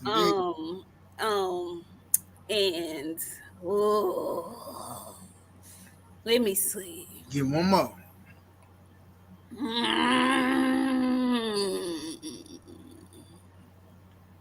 Oh, easy. Color Purple. Color Purple. Okay. Color Purple. Can't Color go wrong Purple. with that one. Yeah. Can't go wrong with Color Purple. You know what? I like your list. I'm gonna go with Color Purple. Gotta be in there for sure. I'm gonna go with the Five Heartbeats in mine. Oh yeah. That's a period piece. Yes. Love Jones, definitely. I love Love Jones. I just love the sophisticated grown black folks situation that was going on with that. Yes. I'm gonna go with Purple Rain. Ooh. Purple Rain soundtrack was the greatest movie soundtrack I ever heard in my life, outside of The Bodyguard by Whitney Houston. You know what? Okay, we're gonna have to do soundtracks then one day. Okay. We're gonna have to do that. We're gonna do that. Because they're Waiting to Exhale soundtrack is Waiting to Exhale was fire. Woo! Fire. That's my top. That's my and what's it called too? Goddamn Above the Rim soundtrack was crazy. Listen, anything you want me to tell you. Hey, there you go. You know what I'm saying? Man, listen. Soundtracks can go. We're gonna have to do a soundtrack. Let me see. And then my last one, I'm gonna say Coming to America. I'm gonna say that, but I really, matter of fact, I can't say Coming to America. You know why? I gotta say it. I wish I could do a top 10 because I want to give an honorable mention. Strictly Business, the movie. Yes. Boomerang. Absolutely. Boomerang soundtrack was crazy. Boomerang soundtrack was ridiculous, and Boomerang the movie, I loved it. And crazy. That was another one that people act like it was unattainable, kind of like the Cosby Show. This black man can't be running. Y'all get your low vibrational thinking head ass on somewhere. Right. That was a great movie. These are all facts. Somebody say Soul Food. Soul Food was a great movie, and that movie Soul Food. I love Soul Food. I love Soul Food. The movie. That really. That was a sad movie to me because I really hated that Miles smashed his wife cousin or whatever. Me too. I really hated that for him. I was rooting for dude, like, bro, you gotta fight the temptation, bro. Don't do it, bro. And he failed us as men. He failed us, bro. I was so mad at that nigga, like, bro, why, bro? This your wife. She in your house. You can't get out of this, bro. There's no way out of this. But I didn't like the fact that they just let her make it. I didn't like that. Because that bitch would have been shunned forever in my family. Like, forever. We don't know you, bitch. We don't fucking know you. Yeah. Like, you don't ever fuck your cousin's husband. And they helping you trifling, dirty, ungrateful, slutty asshole. Man, say, Nick, that's how it be happening. I know. You be people just like that who you do your best. Listen, I ain't trying to turn this into nothing else. I'm just saying, it be people you help the most. Yep. And you be thinking you really doing something, you cleansing your soul, helping somebody, and God gonna bless you for it. And these be the main ones that fuck you over later. Like, what the fuck? Yep. Why, bro? Why me? Yep. I was there for you. I ain't do nothing to you. Yeah. Nah. Whatever. No. She would have been shunned. She wouldn't been at no damn Sunday dinner table. Not that soon. Fuck. No, ma'am. You finna feel all of this. And Terry chasing her with the knife wasn't enough. She should have stabbed the shit out of her. That was the most realistic scene from a movie I've seen. Listen, when she said, fuck the family. Yeah. She said, I let the family in my house, and the family fuck my husband. And then when he said something, she grabbed that knife and came to him. I swear that was the most realistic shit because she felt that shit in that movie. Deep in her toes. That's exactly what happened in real life, right there. That shit. It was 7-8. That was the realest part of the movie. The only thing I would have added to that, because I got 5 aunties. My mama got 4 sisters. It was 5 girls and 2 boys. All I was thinking about, because she was, to me, that character was my mama's character because she was the oldest of the sisters. In my family, had that been my mama, because my mama is a sweetheart like that, but my mama definitely would have grabbed that knife. But with her not poking her, one of my mama's other sisters would have absolutely at least laid hands on her. So I was looking for one of the other sisters to slap shit out of her or something. Right. They didn't do that. I just hated that they let her off the hook. Because Miles, you know, they got a divorce and all of that. But she, and I know because she was family, blah, blah, blah. But you got to get dealt with. I just would have wanted them to deal with her just a little bit more. Just a little bit more. Just a little bit. But that was a great movie. Yeah, she definitely deserved it. She needs some whooping. What was your thoughts on Poetic Justice? You know, I it was okay, but I wasn't a huge fan of Poetic Justice when it came out. I didn't believe Janet Jackson in the role. I didn't believe her. She was not believable to me. So it just felt like they got her there because they wanted two big time names. And I didn't think she did the role. I don't want to say she did it a disservice, but I feel like somebody else could have probably did a better job. That's how I honestly feel about it. I like the movie. I like the concept of it. You know, but I feel like Janet Jackson. Yeah, that's how I feel. But that's my lane though, so I'm real critical about shit like that. Janet Jackson. I understand what you're saying about the believability. I thought she did okay though. I thought she did okay because I was thinking that too. Like, this Janet Jackson, she gonna be believable. I thought she was okay. It just I think that I thought it was a good movie. I just didn't like. I thought the movie was missing a little bit of depth as far as I thought they could have played. You know what happened with it? I think as I got older and I found out, Janet Jackson turned down a love scene with Tupac. She didn't want to kiss him or something. She didn't want to get busy with him because, well, you know, this just the body friction, because that's when people was just now finding out about AIDS. They didn't know what, you know, how you gonna get it and all that kind of stuff. So, so Tupac said, look, they told him, they said, look, you gotta take an AIDS test because for the love scene with Janet Jackson. So Tupac was like, bet. If I could smash Janet Jackson, I'd take 5 of them. And they said, no, you ain't gonna really smash her. You're gonna be rubbing your body against her. And he's like, what? Just a rub? I said, man, hell no. If I'm not smashing, I'm not taking no test. That man knew he wasn't gonna smash that one. Hey, if you get to smash Janet, anybody gonna take a AIDS test for that. You know what? Man, Pac could have got her. He probably did. That's the tea that y'all don't know. If Bobby Brown got her and Jermaine Dupri got her, Pac could have had her. I was just finna say, that's what y'all don't listen, know. Bobby Brown. Have. Oh, yeah, that's facts. That's facts. Yeah, he may have. Let me just throw that out there. Because now, yeah. Yeah, that's all facts. That's all facts. Okay, another movie I want to ask you about this on this list. What was your thoughts on Friday? I'm a firm believer. I thought the first Friday was some of the funniest stuff I ever seen. I wasn't a fan of the second and third one as much. What's your thoughts on Friday?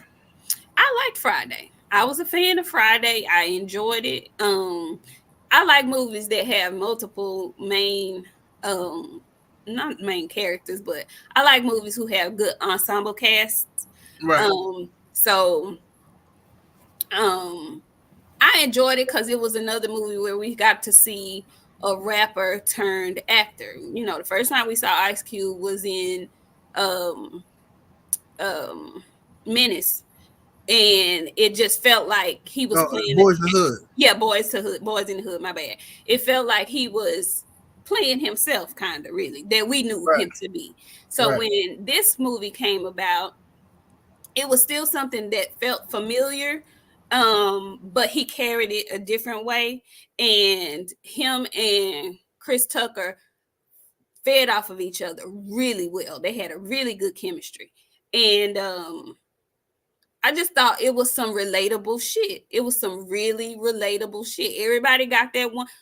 Everybody got that one neighbor, that one woman neighbor who mow her yard in high shorts and short shorts and Well, yeah, days. but she trying to trap people. Yeah, with her rollers in her head and everybody, but she got a husband. Everybody know that woman. Right. Oh, thirsty ass bitch. Everybody know her.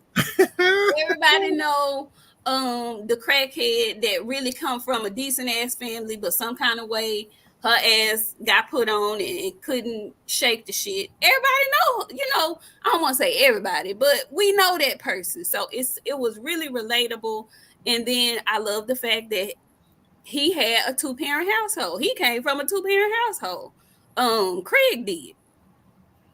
That gets missed in the middle of all of this. So I enjoyed it. I liked it a lot. It was good. It was funny. It had a nice little message and whatnot. I enjoyed it. Yes, indeed. I rock with it. What's your thoughts on Baby Boy? Again. And all these movies are based out of LA, ironically. Poetic Justice, Baby Boy, Menace, Boys in the Hood, Friday. This is all LA based. I love this character because, first of all, I got to see Tyrese become a really good actor. Got to see Shireen get back on the screen. Hadn't seen AJ Johnson in a long time playing his mama. Shout out to AJ. I love her. Shout out to AJ Johnson. Yeah. Love her. People was hating on her. People was hating on her a couple years ago because she said that for her 50th birthday, she wanted to have a threesome. I remember that. And people was hating on. I'm like, that woman, that's her business. If she ain't married, let her do what she want to do. That's her damn business. Right. Now, I wouldn't have told you nosy motherfuckers no shit like that. Right. But that's her business, though. That's her business. She grown. That's what she wanted to do. I was glad to see her back. And we got introduced to Taraji P. Henson in that movie. Yes. And Taraji is a girl's girl. Everybody knows somebody like Taraji P. Henson. So when she came on the scene, and I was like, damn, she dumb though. Ooh, I hate dumb girls. She was so dumb behind Jodie, it was ridiculous. Lord have mercy. Hey, neat, but same thing with men. Hey, look, when something good to you, when something making you feel good, you get dumb. Your mind ain't working when your body feel good. Yeah, but goddamn, she ain't supposed to be that dumb. She had the man driving a car, dropping her off at work, not doing shit all day with a car, had other bitches. Hey, he fought off that coworker though. Oh, he fought her off. Did he? Yeah, that coworker. He didn't end up being with her. He was at her house. No, he was at her house. Okay, he was at her house. Okay. She put it in her mouth, and he fought her off. He fought her off. But why was you even over there though? In my car. That was the weakness. The weakness of the man. Oh. The flesh. The flesh is weak. Ooh, he just got on my nerves. He did too much. Coming to pick me up late from work after you done had my car all day, baby, you would never see these keys again. Never. First of all, you're not finna drop me off. I'm just sorry. You ain't looking for no job. You just, Anyway, so I like Baby Boy though, even with all of that, because the acting was so good. She was really good. Taraji had one of the better breakout roles that I've seen in Hollywood. Like when she came on the scene, when she had that role, that was like, oh, who's that? Who is she? Because we hadn't seen, I hadn't seen her building up to that. It was almost like she came out of nowhere. And I know that's not how it works in Hollywood, but I hadn't seen her on anything major. So when I saw her on that, I was like, who is that? She was really good to me. She was the star of that movie to me. And I know it wasn't written for her to be the star, but she stole scenes in that movie. Oh, she definitely did. Yeah. So I'm gonna tell you what she stole it from me. When she went to Jodie's house and she tried to get back with him, got in the car with her friend, she said, he don't love me no more. Yeah. Oh, that touched my heart so much. That right there touched my heart. Did it touch your heart. It did because it was so believable. It was. That was believable. Like she really meant that shit. She like, he don't love me no more. Yeah. Like, man, because she waited before she walked off. She waited, hoping that right. he would say something else, and he didn't with his old mean black ass. He ain't say nothing. So she was waiting. She folded her arms. She gave him a beat. He still wouldn't say nothing. She was like, "That's how we do smack out," and then walked off. I was like, "Ooh, she crushed. She crushed. Ooh, that hurt." Okay, I gotta ask you this one. How Stella got her groove back? What's your thoughts? So when that came out, I was still kind of young. I didn't really fully get it like that. In my mind, she ain't had no business being with that young man like that. What is she doing? And that was the only thing that I really focused on. It was a good movie, but I had to rewatch it years later. I definitely felt Yvonne Stickney, which was his mother, her character in the movie, she wasn't for that shit. She wasn't trying to hear nothing that Stella was talking about, and I don't blame her. What you doing with my young boy? Why? What are you doing with my young son? I know you think he a man. He doing man shit to you, but what you want with him? Because he ain't ready for all of what you trying to do, ma'am. And so it was a bit like, I knew, I mean, it was Tay Diggs to me, but in my mind, I couldn't wrap my mind around why that old lady wanted that young man. Like, why you want him? Why you want him? Other than, he's chocolate. What she want with him? I never even took the time to concentrate on her relationship with her best friend, who was Whoopi Goldberg. When I watched it again later on in life, that shit hurt my feelings so bad. Sidebar. Wasn't her husband Miles too? In the movie, I don't know. I think her husband was Miles. I think Miles is a piece of shit for real. Huh. I think her husband was the same one from Soul Food. That nigga always doing some foul shit. It might have been him. I'm gonna have to look at it again and see. I don't know. I can't remember. Let me know in the chat, y'all. I think that's... You know what? I think you're right. Because wasn't her sister Regina King? I think so, yeah. Yeah, I think it was Miles. I want to say it was him.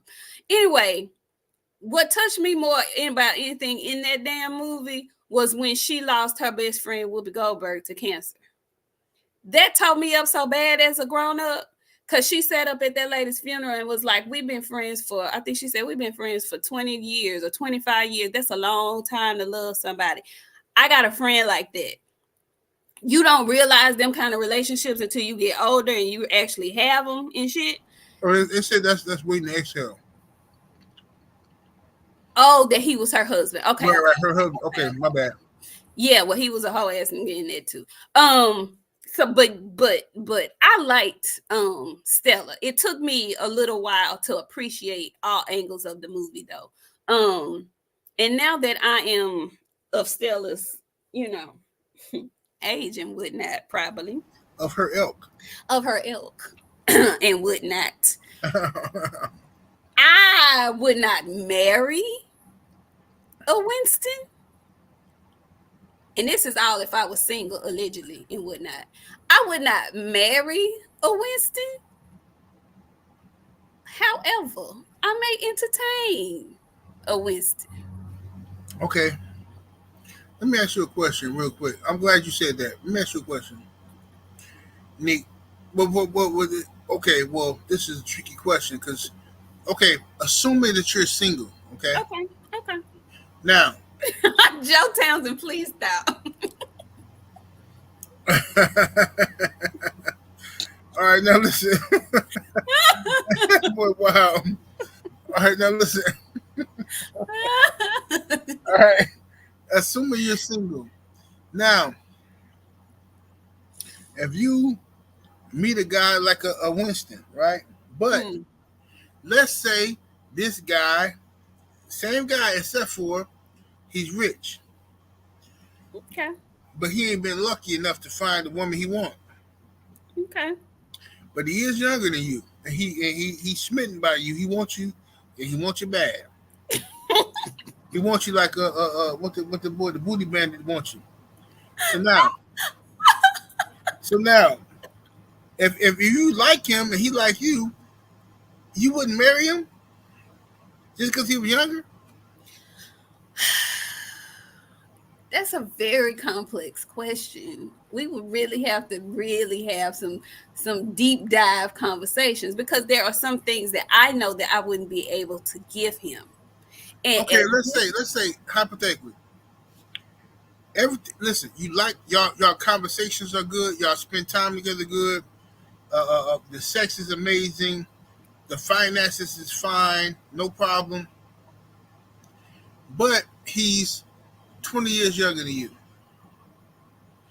and he wants you, and he wants you bad. And let's say hypothetically, he not necessarily, at least right now, he don't necessarily want no kids or nothing like that, no family. What he's saying he wants you, he proposing. What do you say?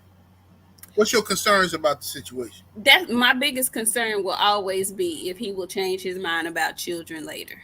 Oh yeah, you're right. You're right. Because he's young enough to do that. He's saying it now, but if you change your mind about children later, because this is the thing, at this point I know that I wouldn't even be like okay with adopting or surrogacy or anything. No, my life is already made up to where that hasn't been a part of my life, and it has I feel like it has passed me by, and I'm cool and content with it.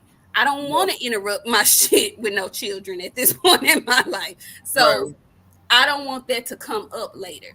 And I don't want to be resentful of him if it does, because that's a natural thing for a man to want. And I don't want him to be mad at me because it's something that I know that I don't.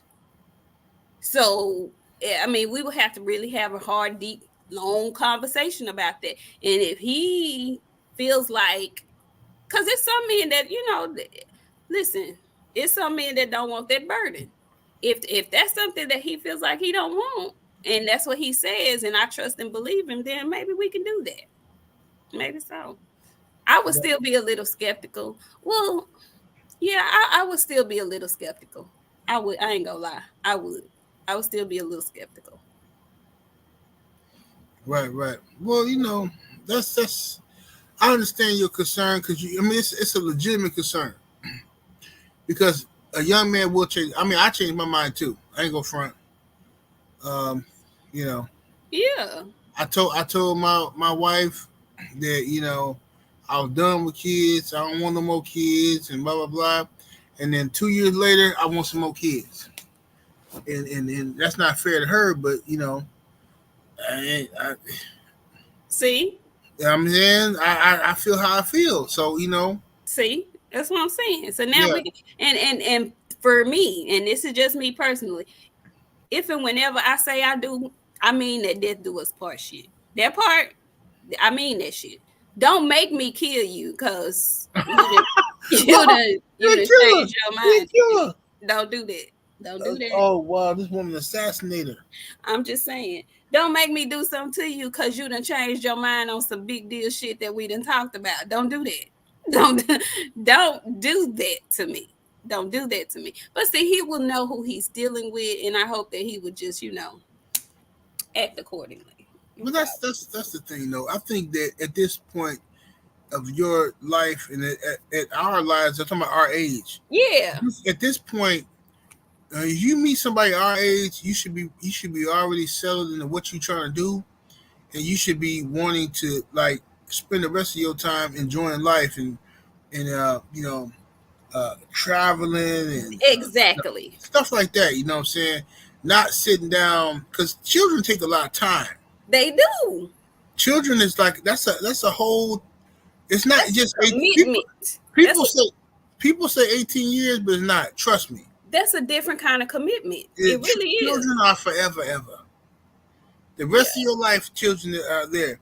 Ain't no just, well, once my kid get 18, I'm done. No, you're not. No, you're not. When your kid turn 20, they're gonna be calling you about $500 on their bill. Listen. You know what I'm saying? It's just, unless you just want them parents to just say, I ain't got it. That's not me though. See what I'm saying? So, that don't go away. Trust me. It don't. That's what I'm saying. It does not go away. That's a real the commitment to children should be as strong as your commitment to a marriage. And so it's going to take a lot. And I'm not there. So yeah, we would have to really have a conversation. And that's what I'm saying. See how you said you changed your mind? You can't change your mind on no big shit like that with me. You can't do me like that. I understand. It is a big decision, but I'm telling you, as a man, well, at least for me, I can't speak for all men. For me, I thought I was done with kids. I really did. Until I started making more money. And when I hit a different tax bracket, my desires changed. Exactly. And I started thinking, because I was content at first, like, oh, okay, I make this much money, I got my kids, woo woo. And then I went to another tax bracket to where I felt like I need more. I need more kids to have this and to inherit this and that. And you know what I'm saying? I know that's not fair to my wife, but that's how I felt, though. You know what I'm saying? See, and she compromised for you. No, she ain't compromised. You wanted more she did compromise for me. I ain't gonna lie. She did compromise, and she allowed me to pursue something else that might bear me some children. But then I changed my mind on that because I couldn't find no worthy candidates that was worthy of my seed, in my opinion. Correct. I feel like my seed is important. I'm just not finna be out here. I survived all my life without having no baby mama drama. I'm not trying to have none now. I'm glad you came to that conclusion. So I'm like, look, I'm not finna just, she fine and she this. That don't mean nothing. Listen, you got to have a woman who you can trust. If I can't be around for 2 years or I'm in jail or anything, I gotta be able to trust this woman to raise my baby right. Not leaving my baby in the room like Jaguar Wright, leaving him in the bathroom while she's smashing somebody in the bedroom. All this old mess. I ain't got time for all that goofiness. So I ain't found nobody worthy, so I just decided, you know what, fine. I'm just gonna deal with my children I have. I'm gonna put more energy, more love into the babies I got. You see how the Lord fixed that? Because you ain't supposed to be having no outside churn no goddamn way. That's right. Yeah. Yeah. Absolutely. He fixed it right on up. But I definitely wanted some. You be all right. All the love I got, all this extra love, I'm gonna give to my babies. Your grands. That's who you give it to. The grands. And my grandson, that's my numero uno. Yeah. Look, he come up here, he run right up to my room. My man K, he come up, he said, "Oh, listen, me and him be going, man, look, me and him go, and I'm telling you, Nick, listen, me and him, this is my road dog. Yeah, I'm telling you, that's what it's for. Me and him, we go, yeah. We'll go to this restaurant called George Webb's, right? We'll go out there. He come over, my son drop him off early in the morning. We go get some breakfast. He riding. Yeah, we'll go out. We go kick it. We go to the mall or something. I buy him some clothes or something. And then, but next thing you know, it's lunchtime. We going to get some burgers or some mozzarella sticks. You know what I mean? We out here kicking it. This my dude. Like he eat like me. You know what How old is he? He 5 now. Oh yeah. He got you wrapped up. Yeah. This my little dude. You know what I'm saying?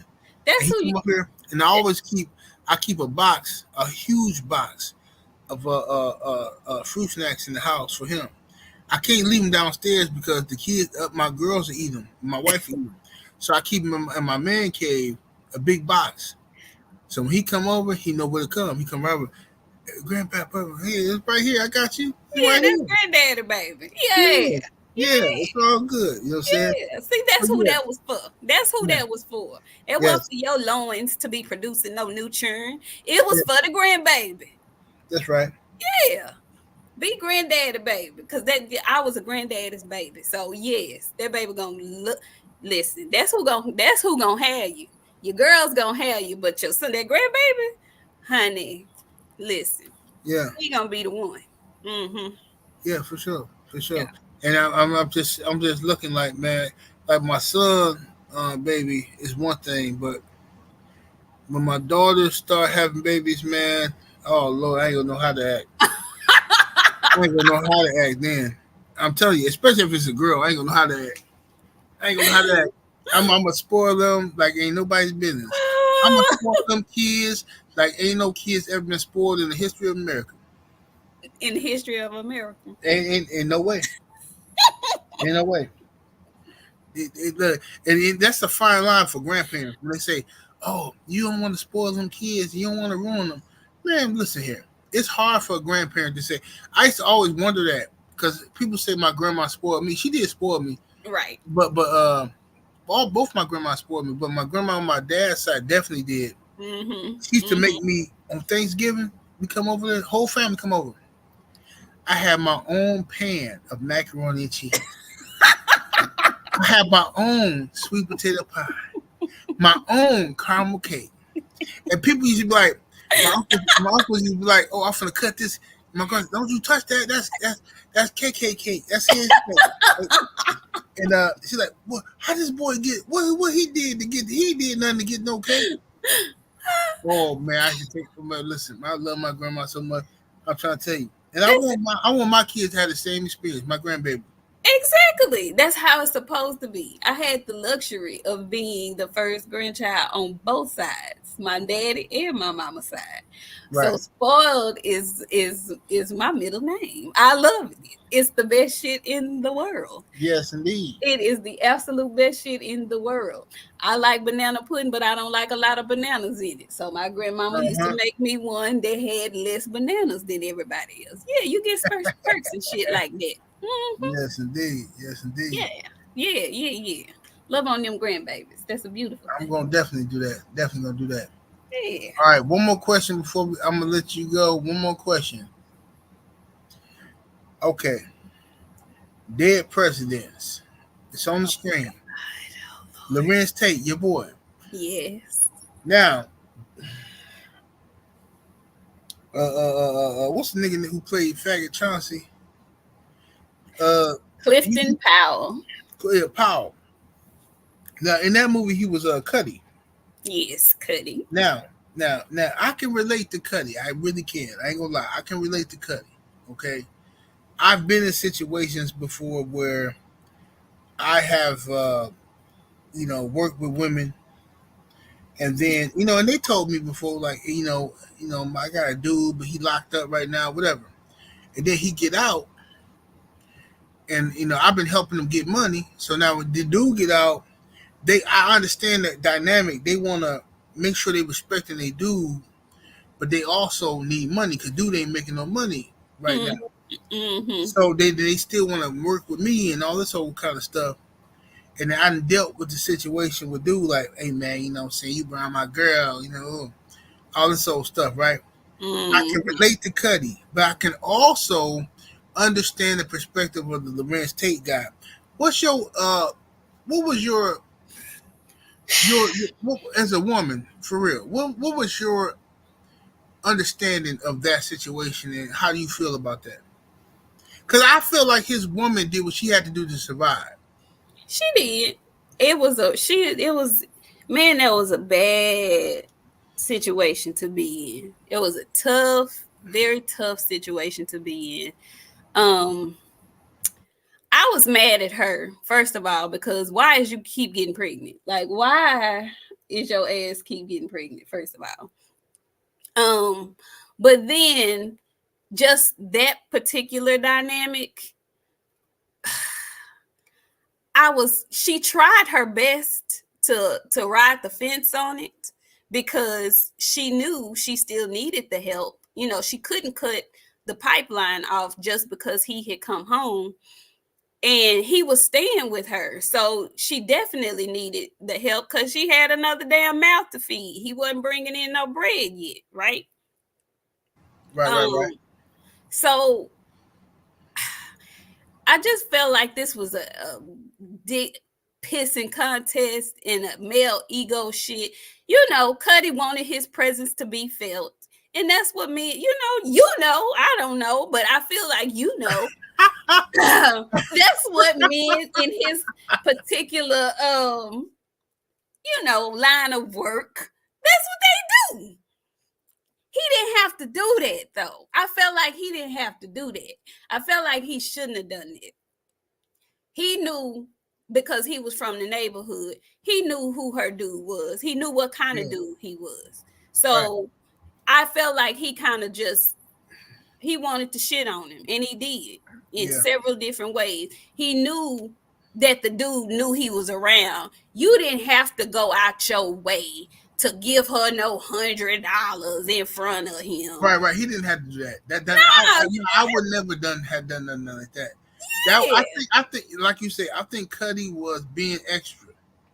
Yeah, he was being extra. He wanted dude to know, like, I think Cuddy was low key salty that she probably told him to fall back because her dude was getting out. Correct. I think that's probably what it was. Because he acted too, like when he pulled up on her in the car. Yeah, that's the scene I'm talking about. Right, and she say, Cuddy, I want to, right there, when he drove off, that told me everything I need to know. Yeah. Because I'm like, bro, come on, fam. Like, you know what she's trying to do. She's trying to show respect for her dude. And as a fellow man, you know what she's trying to do. Why not at least play it off and say, hey, man, look here, man, even in the hallway. Even in the hallway. In the hallway, on the stairs.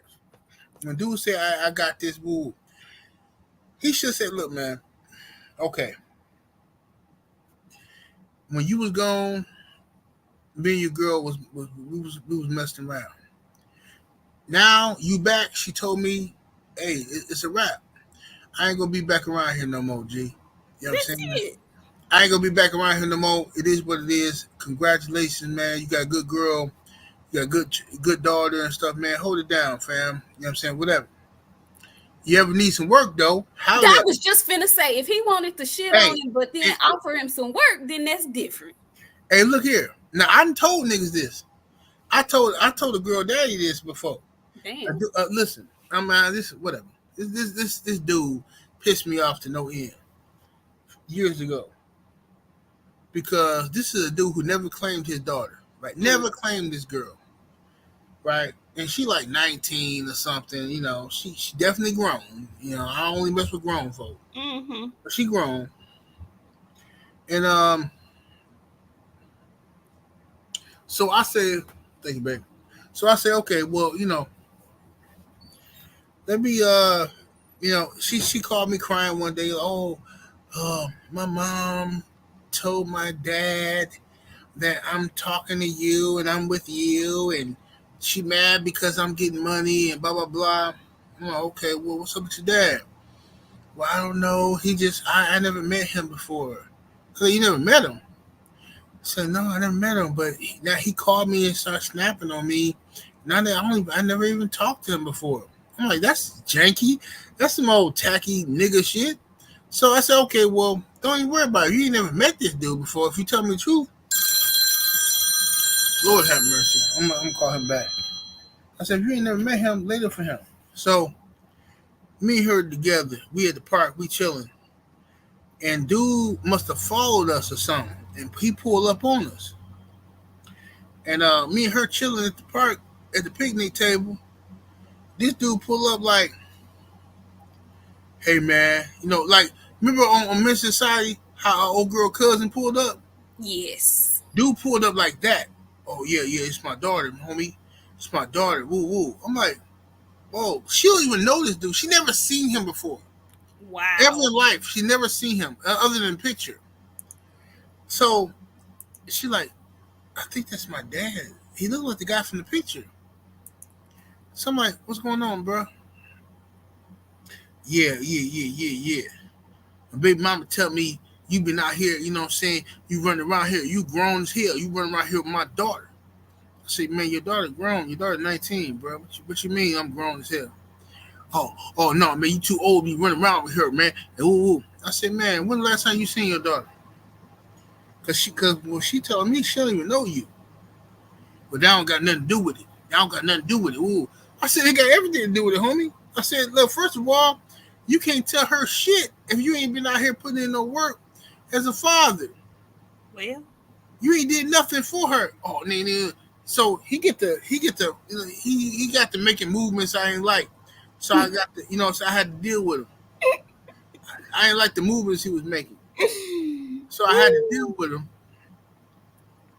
But then eventually I let her go though. I let her go because she had too much drama going on. And I said, look, your daddy, your mama, all of them they're tripping on you. So like you need to go ahead and do what you gotta do. So I let her go. Now I ran into her 2 years ago. I ran into her at the liquor store. She's like, "Hey, what's up, man?" The girl, listen. I ain't nobody to call nobody fat. But this girl done gained hellified weight.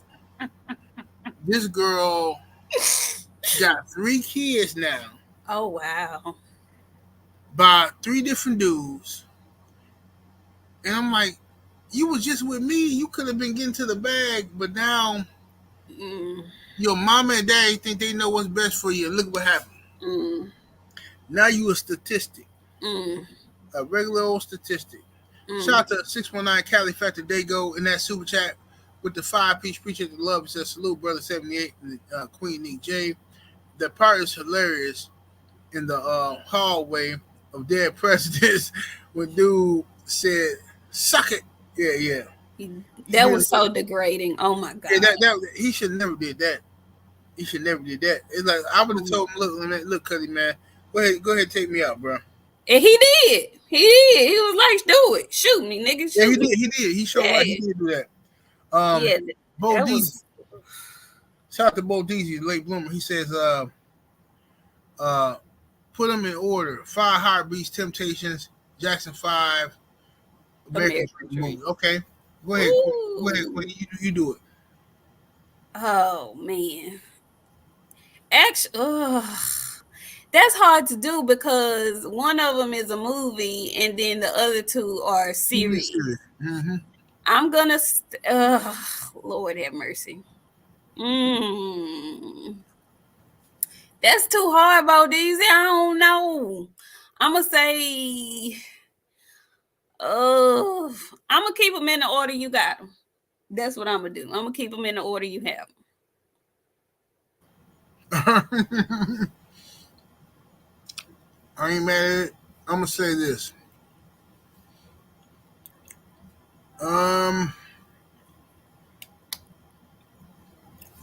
Jackson 5, The American Dream. I'm gonna go with that one first because my little sister Tina was in love with Michael Jackson, and she too young to even really have the real essence of Michael Jackson.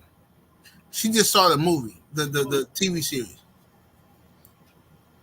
She ain't even know about she about 30 something, so she don't really know the 80s Michael Jackson. Nah, okay. So she fell in love with that show, that TV series. And I love the TV series as well.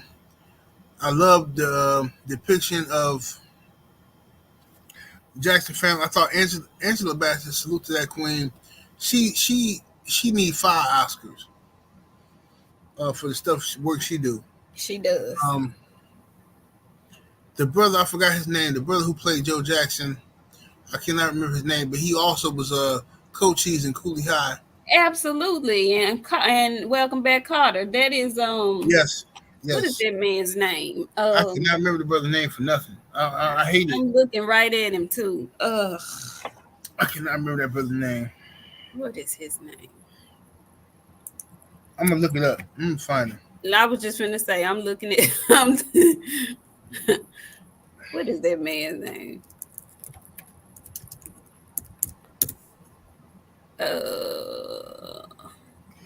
Okay. Lawrence Hilton Jacobs. Okay, there we go. Lawrence Hilton Jacobs. Yeah, excellent actor. Excellent. Still acting. Excellent actor. Him and Glenn Thurman. Him and Preach. Still out here doing their thing. Yeah. Oh, yeah. And Preach used to smash Rita. Oh, he was married. He was married to Aretha. Yeah, he was married to Aretha. Yeah. Mm-hmm. Oh, J.D. Walker. Yeah, he The was married. Walker. Yes, indeed. But yeah. Shout out to him. But yeah, I want to thank you so much, Nick J, for giving me your time this Saturday, early in the morning, and cooking on some good old nostalgia.